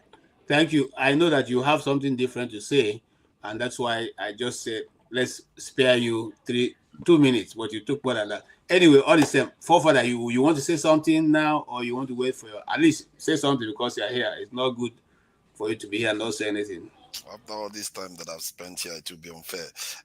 Greetings, KJ, and greetings to 1 the minute. panelists. 1 minute. Look at all those bad belly people that are 30 saying that would weak seconds. people. You are using your time. May you live forever if you say would wicked people. So, see, my own take is that the idea that we land on the solution that we should break the country up, for the life of me, I can't understand it when people have NATO out there. And the one of the biggest advantage that Iran has over Israel now is size. Iran is 75 times larger than Israel, which means Israel has to strike Iran 75 times to make as much dent on the nation, while Iran is just throwing it to one spot, throwing missiles to one spot. You know how painful that is? If they carry on with that war of attrition, Israel is going to be in trouble. And how is it that we've been here before? We seriously need to learn from history. We were separated once. They defeated us. They colonized us. And we are here today. And some people are still saying, let's go to that prescription again. Let's do that again. In this day and age, when they've just gotten stronger. We should be saying we should be forming alliance with ECOWAS nations right now. Banding them together. One of the strengths of the AES is because they banded together. You can't just go and take one of them apart now. You have to take all of them apart if you want to take this indeed with one of them. There is strength in unity, and this is the power of the West. You have to respect. These people band themselves together, even if they killed each other in the millions. Just how many decades ago? They formed the unity, and they are pressing their advantage every day. Syria fell the other day, and if Iran falls, China, in short, BRICS is dead. Get it? BRICS is gone. Because nobody will want to go and take side with somebody that doesn't defend them when the chips are down. And Russia and China, they are under assessment right now. If they don't do what needs to be done, and this is why I think that Iran is not going to fall, because they must know there is consequences that is going to come from this. Because after America finishes with Iran, China will not see the light of day anymore. I don't think so, because Russia have already stated its position concerning Iran. Yeah, they have stated their position. They stated one in the open and another one behind the scenes. If you followed as I started, Pakistan. Behind the scenes, we'll talk about it. Pakistan has already sent Shanhina 3, which is the longest. Oh, you think they are going to be okay? I won't be surprised they back are going to Iran. line up. It is not going to be what we think. Let us pray that peace prevail. Yeah. But whether it's going to be something that will be ended, I'm telling you the truth. The Iranians will fight to the last man. Take it. They have to. I'm surprised how peaceful they are. Personally, I think they're already nuclear, but they don't also reveal it here. They are really peaceful. Their leader told them, he passed a fatwa that they should not go nuclear. Personally, I think that is crazy. You are passing a fatwa that you should not go nuclear. What are you waiting for? Look at what happened to Saddam Hussein. Look at what happened to Gaddafi. Gaddafi was sodomized, for crying out loud, and yet North Korea crazy leader is still on his chair because he's nuclear. That tells you this world is about power. And if I was our people right now, I'm telling you, I'm not going to say what I'm going to do, but it's all right. I will work with you, man. All right, Godfather, I'll leave you. Right. I'll leave you to bring that in. I will work with you. I'll leave you to bring that in. I don't want to take much of your time. Just like I said, you are already 8 minutes gone into your time, and I want to end it here. I'm not going to give you guys opportunity to round up. You all move to Forefathers stream, and then there you round up. That will be more helpful for us, all of us, so you can have time to express yourself totally. I appreciate each and every one of you. Mr. James, thank you so much for your contribution and bringing light into it. I thank you, Mr. Ike, for your being here also. AY, I've not seen you for a while, but thank you so much. I appreciate your contribution always. JJ, nice one today. Nice job from you, man. Thank you. Desta, it's good to see you. I also really respect your contribution. And Soli, please always come. We like, some people are trying to yab you saying you are Gen Z. It doesn't matter what Z you are. Your contribution matters. We want to hear from the younger people what they feel and how the world looks to them. Because when we are growing up, people didn't give us opportunity to participate in political discussion. That already took a lot away from us. It's just like people like me who are just curious. So I was able to, sneak into some of those conversations. And like I told somebody, I know J.S. Tucker looking at him by person as a 7 years old, 7 years, 8 years old. I know him. He used to come to a friend of mine, their house. So these are the leaders of the Middle Belt. Now, please come. We appreciate your contribution. Jide, always a firebrand. Thank you so much for expanding the discussion and making it more interesting. Mr. Oti, I also appreciate your own contribution. You always bring something that is totally, a different angle, which also helps to enrich every discussion we've had here. I really appreciate all of you for what you have done today and for being with us for these past 3 hours. It's been very, very, very, very interesting. And at this point, I need to say our own position is this. Every life matters, irrespective of whether they are black or white. It doesn't matter whether you like somebody or not for the person to live his or her life. Please, let respect be given to life we cannot form. If it was possible for science to form life, by now we'll have had one. But we have created robots, we have created test tube babies, we have done all kinds of things, but nobody had been able to create life and infuse it into a body once that life is gone. So God still have an ultimate plan for mankind. Iranians, Israelis, no matter how you look at it, whichever way you stand on the divide, these are human beings with breath. Let's learn how to live one another. The continent is too small. Since we cannot send people to Mars, if not, we'll have said, okay, maybe Israelis should be sent to Mars and the Iranians sent to Jupiter. But no, we can't send people there. So we all have to make use of this land space God has created all of us in. We all have the same blood. Nobody has gone to the hospital to get blood transfusion and you ask them, excuse me, is this the Hausa blood? If it's Hausa blood, me and Igbo, don't put it in my body. Or did you go there and say, oh, excuse me, is this an Iranian blood? I don't want Iranian blood, though. I want this. No, we all take the same blood transfusion. And I don't know if the UN, in their blood bank separates it, black blood, white blood. Nothing like that. It is good and it is time for us to come to the table with a very meaningful way the world should work. And we all can be beneficiary of all that God has created for us to be. Let me say something. There's enough for everybody. Whether you are white, black, blue, green, wherever, there's enough. But there will not be enough for those who are greedy. And I say this to say to the African continent, forefather was saying it's time for Africans to band together. They can't be banding together because even West Africa alone, we have not been able to form unity among the West African states. The French countries are always banding to the French side, while the English-speaking countries always kind of be more together. So these divisions have been there, except to consciously. And if you think consciously working at it and changing it is going to help, look at Nigeria. Have we been able to even come together as one nation? People see right. State of origin is the one of the things you see. You must indicate where you come from, local government, your tribe. These are things that keep us divided. Well, I don't want to take more time. And we say, let's go on to the other channel, other link, and then from there we can conclude. Until we meet again. By the way, we'll be here tomorrow with a very interesting topic. Peter, if you love me, feed my sheep. We're going to discuss whether the pastors or the Nigerian government is actually feeding the sheep of God, or we are taking people for granted. On that faithful note, I want you to take a word from Dr. Damages. Thank you so much for watching. Thank you. Have you subscribed? Yes, you. Have you subscribed? You. Yeah, before you go, click. It's free. Click. Just that's it. Have you subscribed? You're laughing. Have you subscribed? Have you subscribed?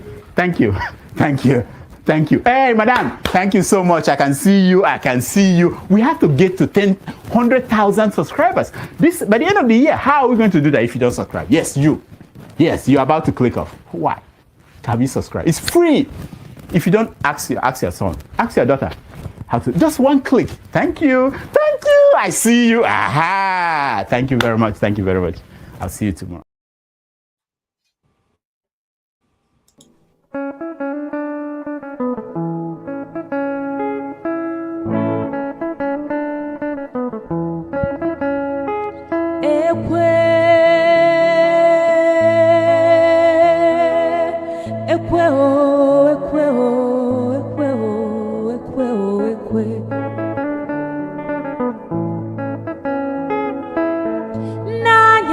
Nakani nekwewe kona bia Nanya nakebe nekwewe kona bia Ebem jelu ekweje gwanu mi femgeme Omuwa watanu gwanu mi femgeme Ejimgubwa Ejimgubwa Ejimgubwa Ejimgubwa